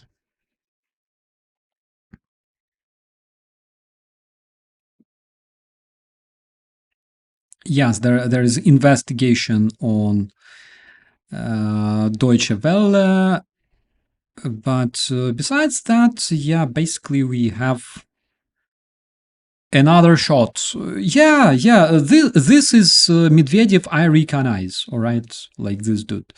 I believe that this dude literally enjoys sitting outside, having a drink or two, you know, a cold one. Фонд борьбы с коррупцией, this stuff, Foundation for Fighting Corruption. This is the organization that was actually created by Navalny to expose Russian corruptioneers, and that is basically why he died. Currently in Russia, the Foundation for Fighting Corruption, think about this, all right, my friends. In Russia, the Foundation for Fighting Corruption is considered illegal. It's outside the law, all right? It's an outlaw organization. It's illegal in Russia to fight corruption. But anyways, I can literally imagine Dima literally like sitting outside, or, you know, like sleeping outside somewhere, seeing dreams of striking decision-making centers around Europe and stuff. I wonder if he has like foreign property. I believe he does, because they all do. It's all Russians, all Russian oligarchs, all Russian presidents, all Russian elite people, they all have international property, like Vladimir Solovyov, but he also has a yacht. Let's check it out.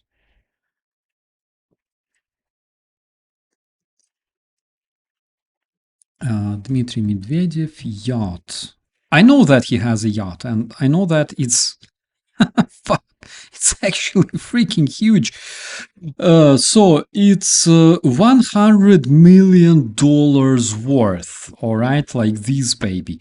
Why does such a tiny person as Dmitry Medvedev have a freaking monstrous yacht? I don't know. Apparently it's like with the car, you know?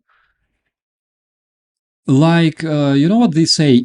If you have a problem, buy a big car. Let everybody know.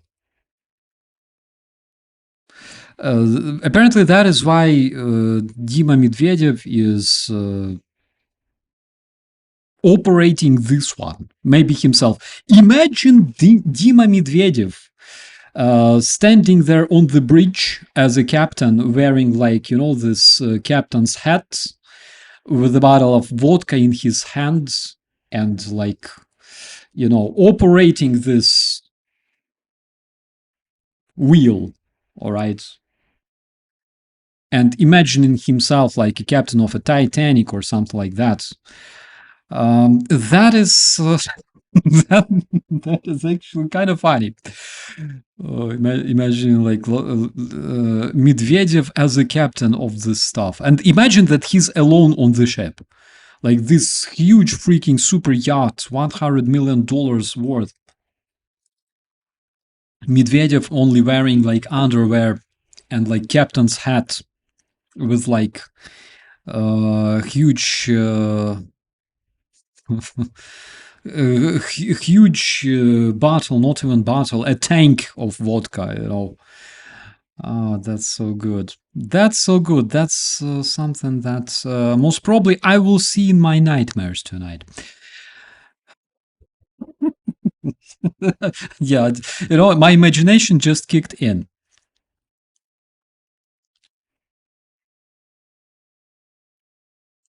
On the other hand, I believe that Medvedev actually has a better taste, because when you look at Putin's yachts,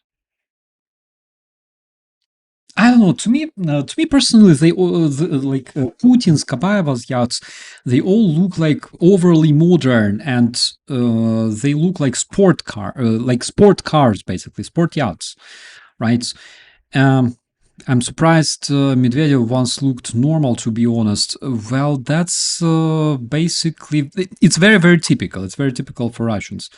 Once they all looked normal, and then they turned into Valeria. I will show you later. All right, just remind me about this, please. Yeah, but to me personally, this one looks actually kind of cuter than those that Putin has, because those that Putin has, they don't look good. For example, well, maybe I have bad taste, but I don't really imagine them somewhere in like Finnish Gulf. All right, this one actually. Yeah, now I see. Yeah, that's probably the reason. It looks like a cop car. Yeah, because I'm a former cop. Most probably that's that is why I like this one. Yeah. I wouldn't spend $100 million for it, even if I have it, because like why? But yeah, most probably that's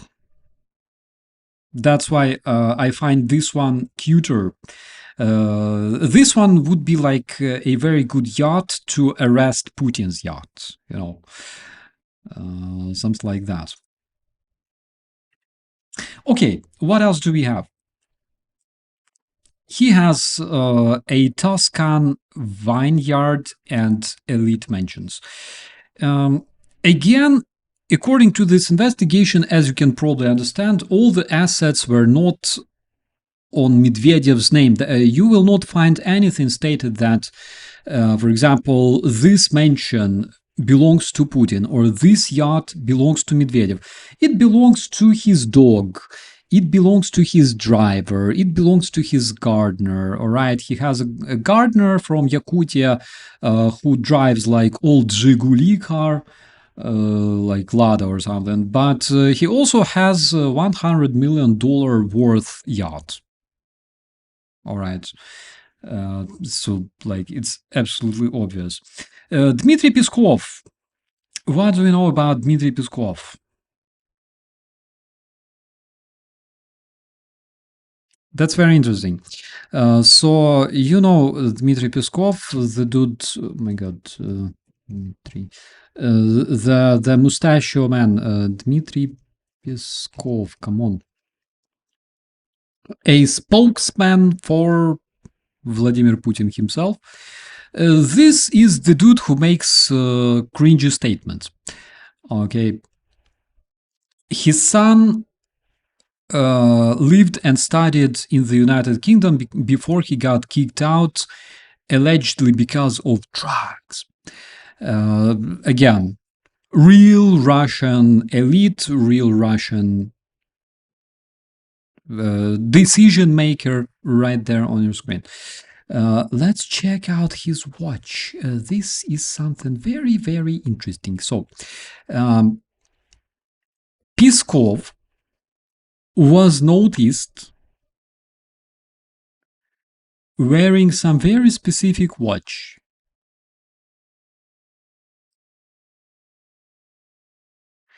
And according to the investigators, these watch were valued at over $600,000.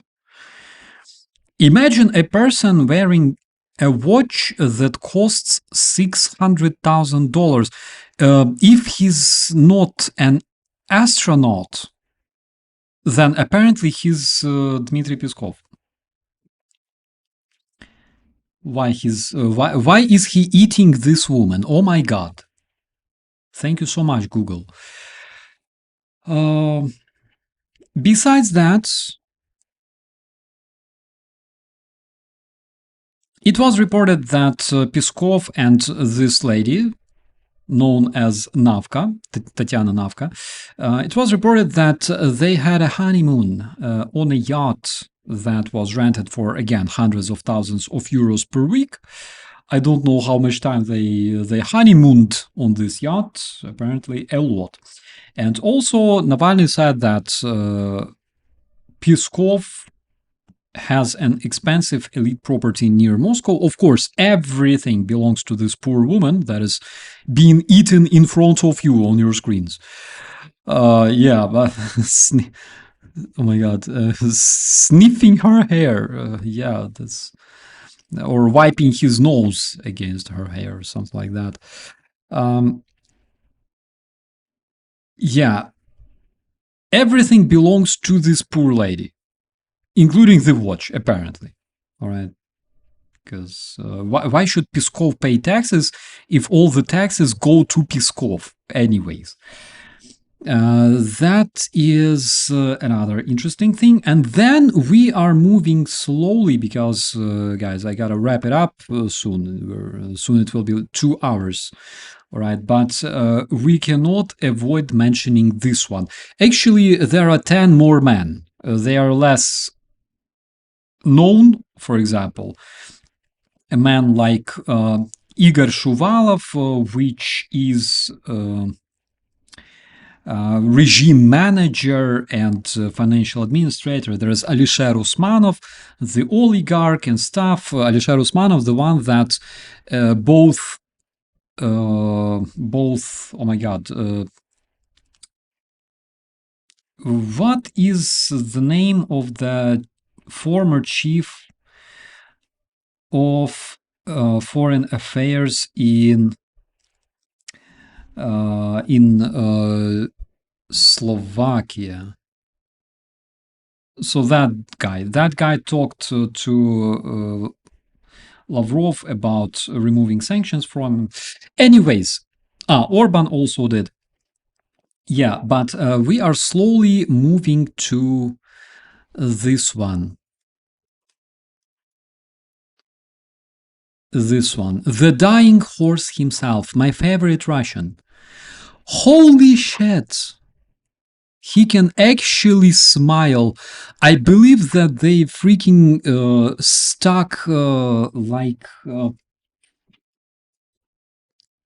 a police baton up his rear to make him smile or something. Or I don't know. They took the stapler and stapled his mouth to his ears, all right, to make this picture, because generally this dude looks like this in most cases, all right. The horseshoe mouth, the horseshoe face. The Dying Horse Lavrov. Such a shy, such a coquettish smile on his face. Yeah, there he is. Like that's Lavrov. That's like Russian face there. Sometimes Ukrainians are called like grumpy Slavs, which I confirm we kind of are. But that stuff is like very, very typical Russian one, all right? He looks at you like you're a piece of shit, and he hates you already. That's like, and also he looks like he has constipation or something. That's like Russian style. What do we know about Sergei Lavrov, besides the fact that he wanted to become good friend with Epstein, sorry, vice versa, that Epstein wanted to become good friend with Sergei Lavrov. We know that Lavrov has alleged second family because, again, why not? Here we have Lavrov, Polyakova. Why not? Why the hell not? Like, oh my god. Oh my god. Look at his smirk, all right? Like he's holding this poor lady, this that's like he's like kind of stepdaughter, but it's not. It's his mistress actually. He's holding her like this, like as if it's his property, and you can see his like this evil smirk on his face. I can't say that I feel very sorry for this woman, all right, for this female, but that is something straight from like drawings of Bosх or like Hell of Dante, something like that. That is something that you see in your horrors at night after having like too much alcohol before sleeping. Like this stuff is creepy, 100%. This stuff is absolutely creepy. And you can see them like in some cellar or something. Anyways, those Russians.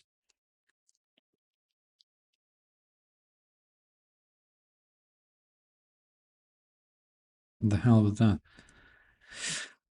Oh, Jesus. He's like behind them like evil goblin, you know. Mamma mia. Anyways, so there is investigation that linked Lavrov, this creepy man, to this creepy woman who is Svetlana Polyakova. She was described as his alleged long-term partner. Because why not? Because Putin can, right? Also, it was reported again by Navalny's team that Lavrov and Polyakova benefited from trips and excess connected to oligarch Oleg Deripaska. Oleg Deripaska is a huge Russian oligarch, person close to Putin, the dude who is responsible for industry. Basically, the guy who, basically like mafioso, who was murdering families, burning people in the concrete, and today he is a respected Russian businessman and oligarch close to Russian dictator. So this creepy woman is this creepy man's mistress.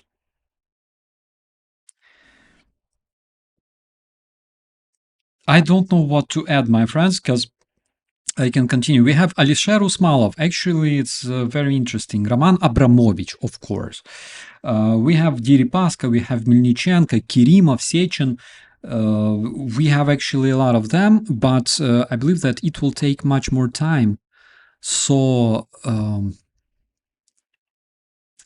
my suggestion is to spend some time drinking coffee together, discussing all this stuff, and then wrapping things up. I will just briefly remind you, my friends, that we have a tiny fundraiser for the trucks for the Ukrainian armed forces. Oh my God, I just had link right here somewhere, and my God, here it is. Yeah, so we have a tiny fundraiser together with the Car for Ukraine. That's my ugly mug over there in the sexy beret. And whoa, we already crossed the mark of 1,000 euro. Yay! Yay! Thank you so much, dear family. This money will go to support the guys from the 11th Border Guards 4-post brigade with a single truck. All right. And the general goal of the campaign is to collect 115,000 euro to provide 10 pickup trucks for the Ukrainian army. My dear friends, thank you so much. Big thanks to everybody who donates, who helps Ukrainian armed forces, because this is the most proper thing to do if you want to support Ukrainian troops. That's literally what you can do immediately, and make sure that they will receive these trucks already this summer. So let's have some coffee. What do you think about all this, my friends? Let me know. Which one did you like the most? Personally, I'm not sure what I like the most, whether it's like 2,600 square meter penthouse of Alina Kabaeva, or Putin's 140 meter long yacht. I can't decide what's my personal favorite. Such a crazy and complicated choice.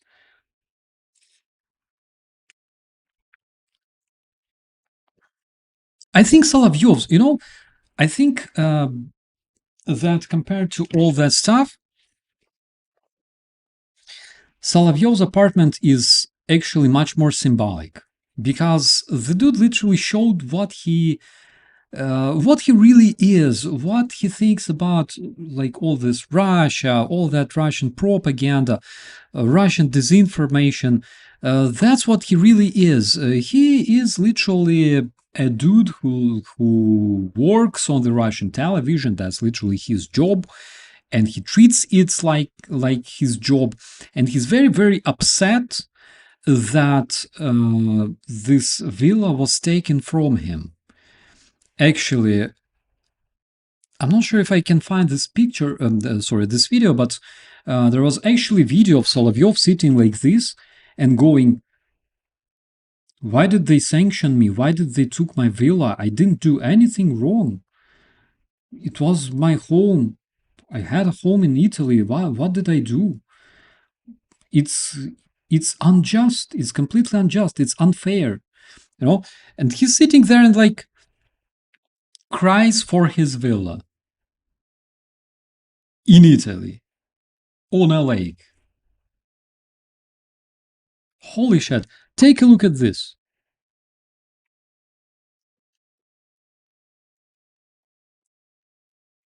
Take a look at this, my friends. This is Terror Russia, all right? No, AI mode, I don't need this one. This is Terror Russia. Why does it open like images? I need just like Russia, Google Earth, for example. Okay.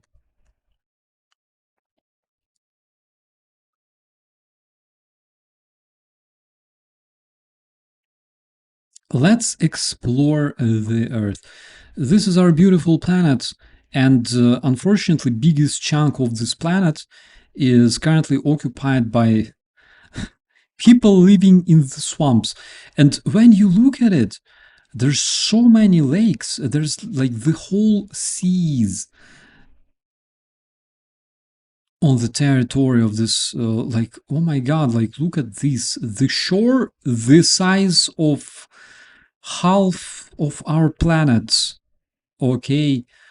So many places, so many amazing, spectacular landscapes that you can literally settle in, all right, and build yourself like a mansion somewhere and blah blah. Like, look, there's 1 million 1 million lakes here.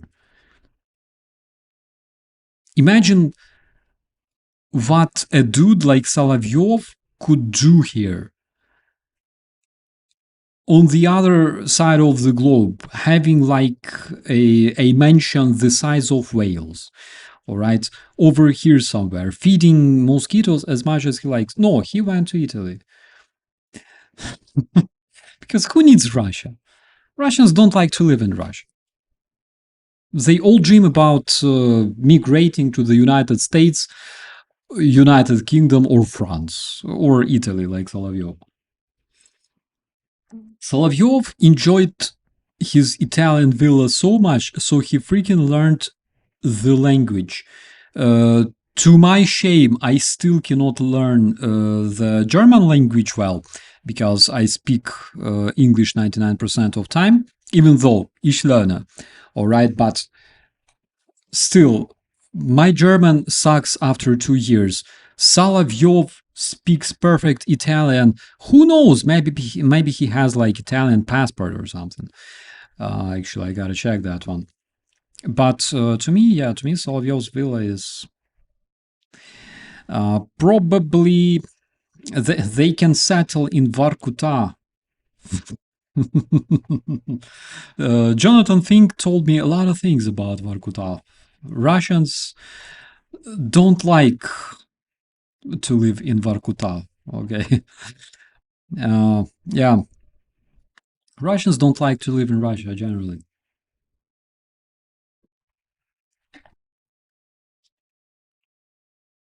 Vorkuta, the town of the future for most Russians after. That's a very, very evil joke, my friend. Very evil. The most evil joke I've heard this evening. All right. Sweden confiscated a Russian yacht some days ago, suspected to be bought with criminal means. That's interesting.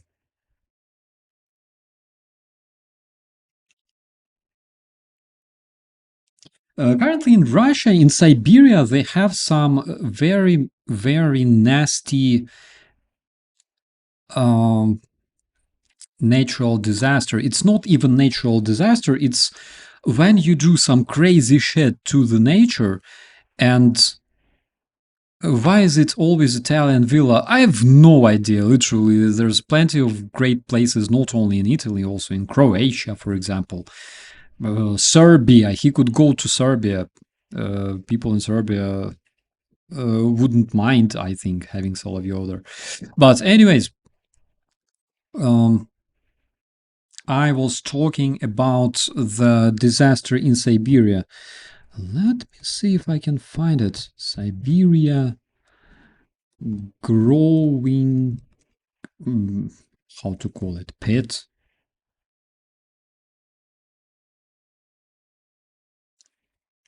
Batagaika crater, yeah, that one.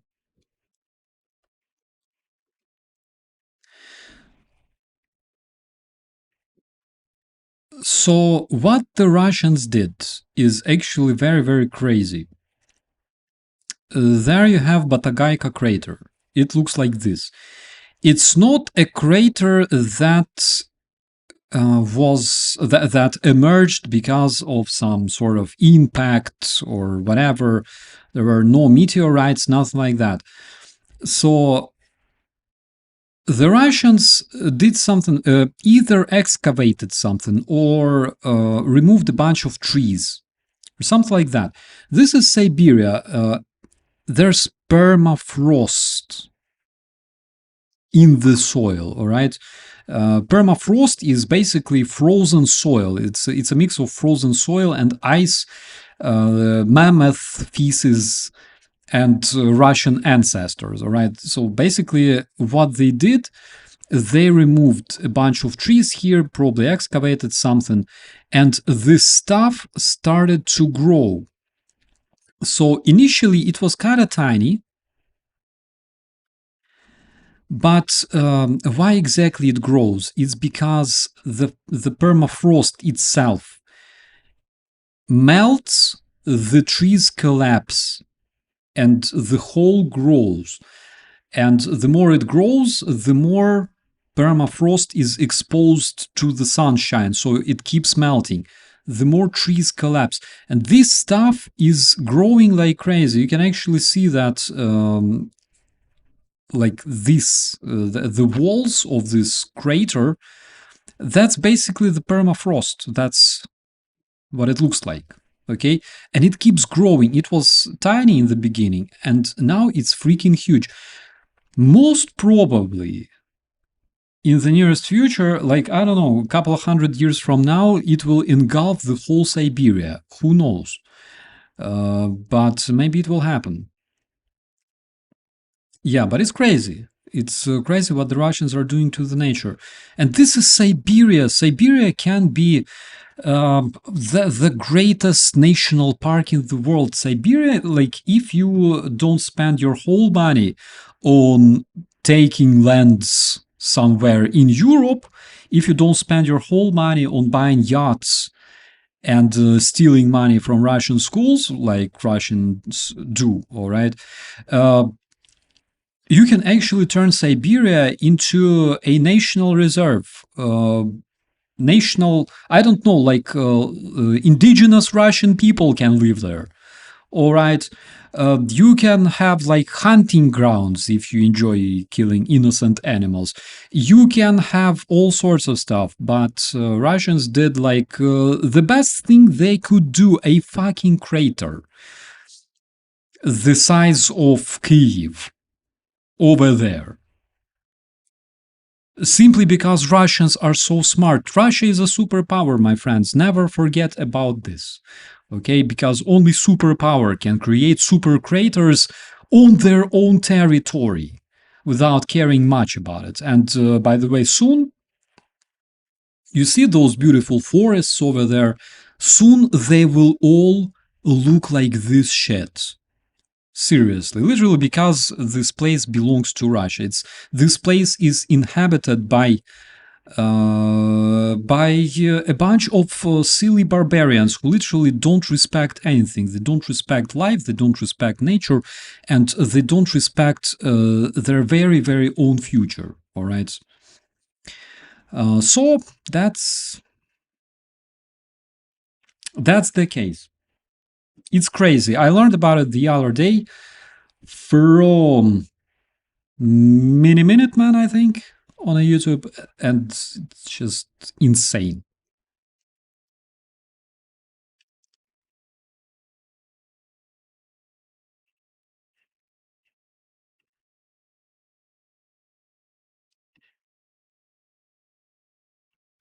When a permafrost starts to melt, it can trigger a runaway CO2 release.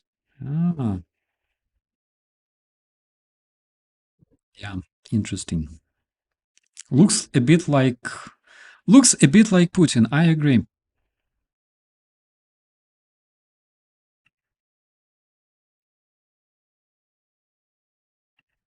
Methane because 90% of Russians poop. Yeah.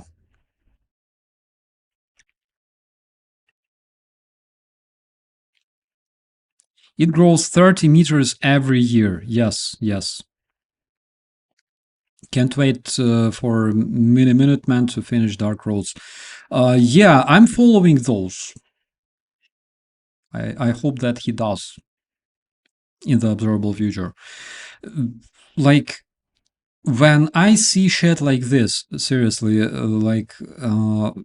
when I see shit like this, when I see shit like Russians destroying Ukrainian dams, like in Kakhovka, when I see Russians attacking Chernobyl containment building, all right, when I see things like that, I get so much triggered because they did so many things that are completely despicable and completely ugly. So at this point, whatever happens to Russia, whatever sort of pandemic, natural disaster, fucking fire, I don't know, airstrike, whatever happens to them will be just so much justified, all right? Whatever happens to Russia will be literally karmic response from the earth itself. From their creator, if you believe in God, that will be response after their strike on the Pecherska Lavra monastery. They did already so much shit. So I think Adolf Eichmann and Stalin together, like combined, they would be envious. All right. And I believe that whatever is happening to their population, to their like terrorist regime, everything is justified, whatever it is, literally. Besides me being a humanist, I don't know, as a veteran, of course, I love peace more than I like. You cannot enjoy war anyways. There's nothing beautiful about it. But speaking of Russia, I don't care. They deserve it. They literally they deserve everything. They really do.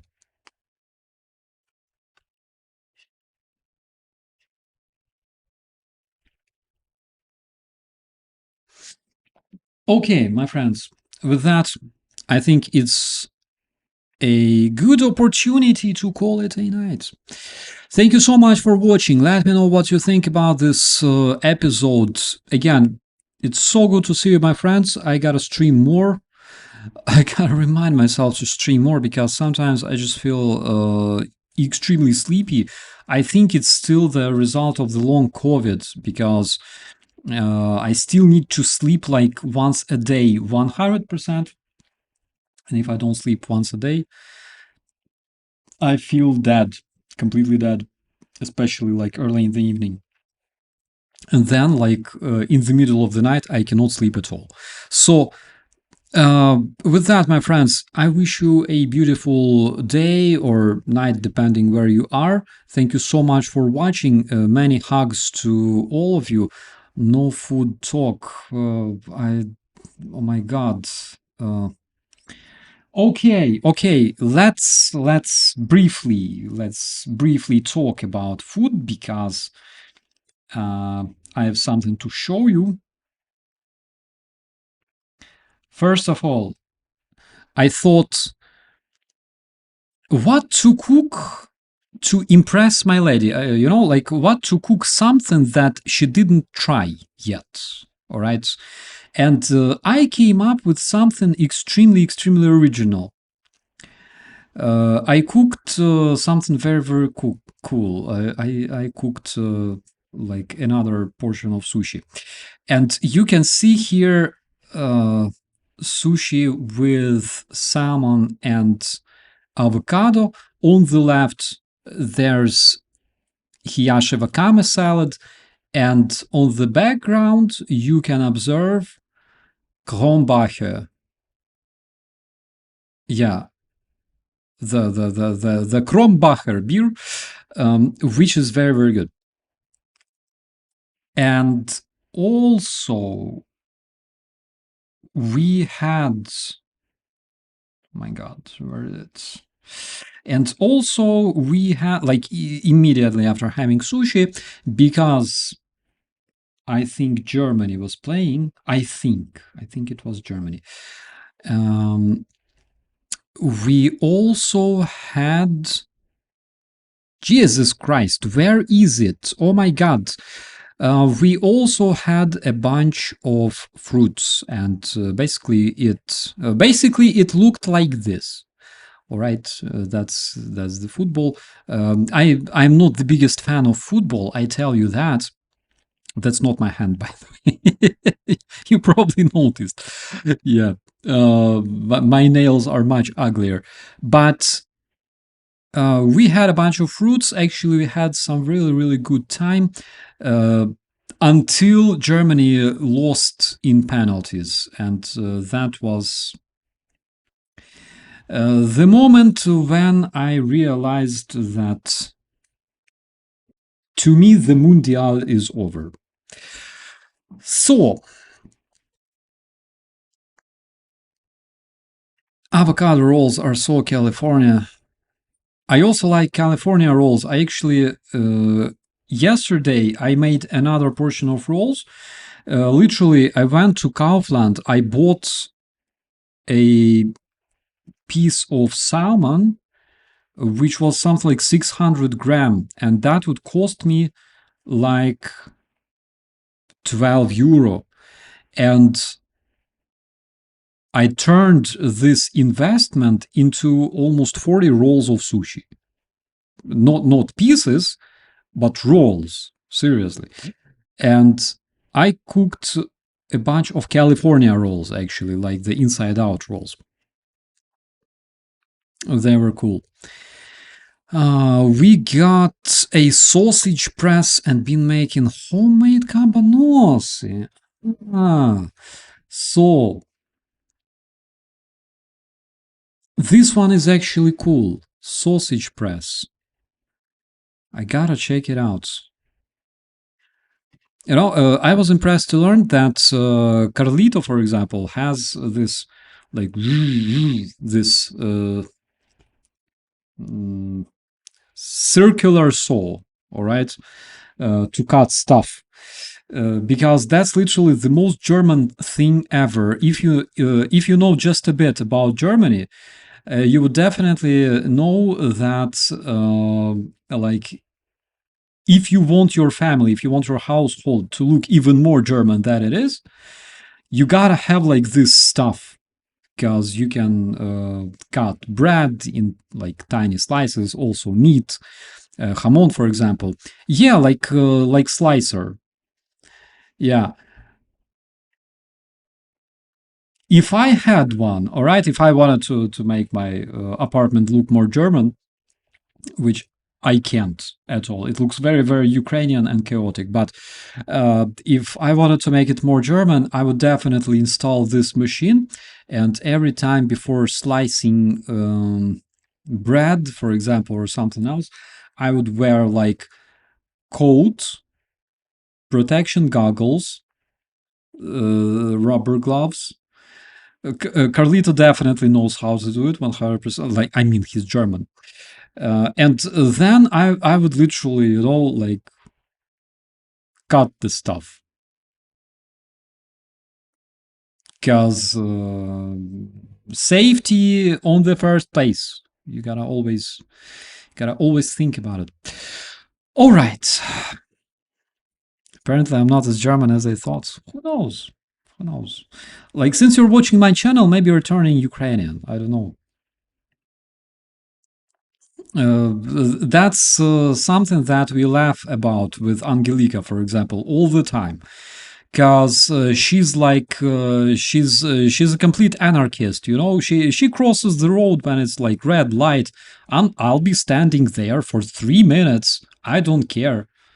I won't cross it on a red light. 2014, I applied to the police, and we had those psychological tests. We had like 400 very, very stupid questions to answer. And one of the questions was, if you could steal something knowing that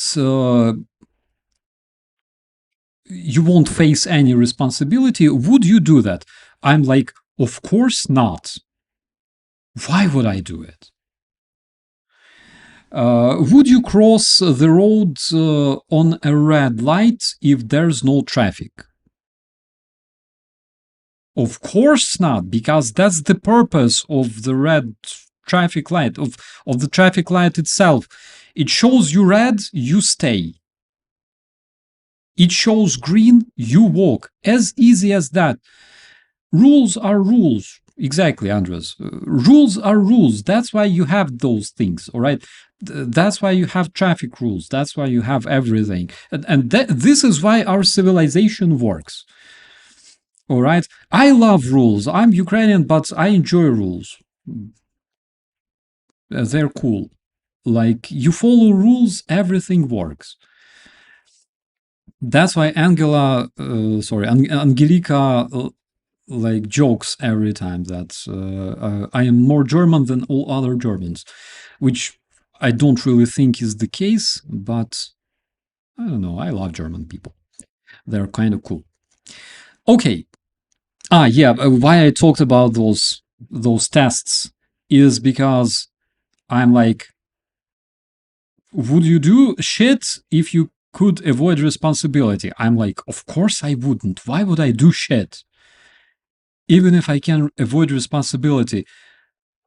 First of all, how the hell do you know that you can avoid responsibility? And second of all, why do you do shit generally? So I answered all those questions, and the psychologist calls me and says, your results are bad. I'm like, why?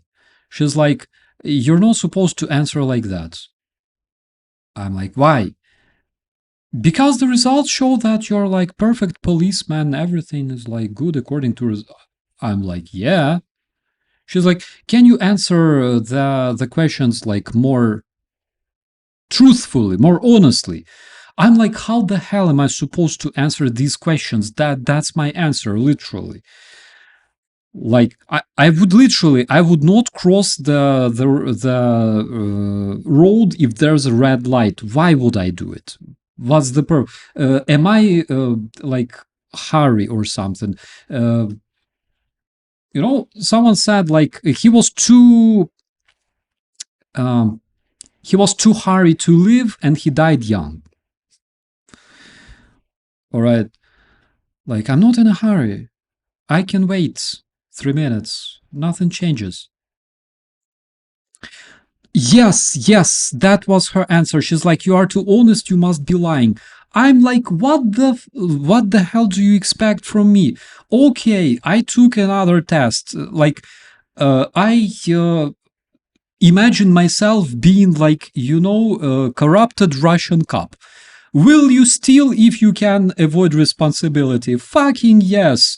Will you take bribes if you know that nobody will see that? Fucking yes. And I give her the results and she's like, this is perfect. That's exactly what I expected from you.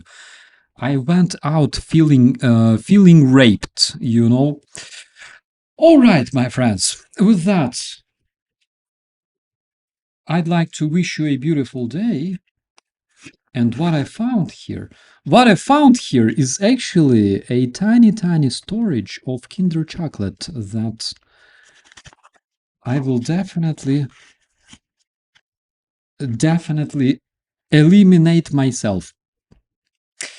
With that, I wish you a beautiful time of the day. See you later. I won't be keeping you busy any longer. Thank you so much for watching. Big thanks to all the moderators, all the members of my channel. Also, big thanks to everyone who supports the armed forces of Ukraine. Again, please check out the link in the description, the fundraiser, the Summer Sunshine 2026. And thank you so much for doing the right thing, for supporting my country, because that's something that we will never forget. My friends, be safe and bye-bye.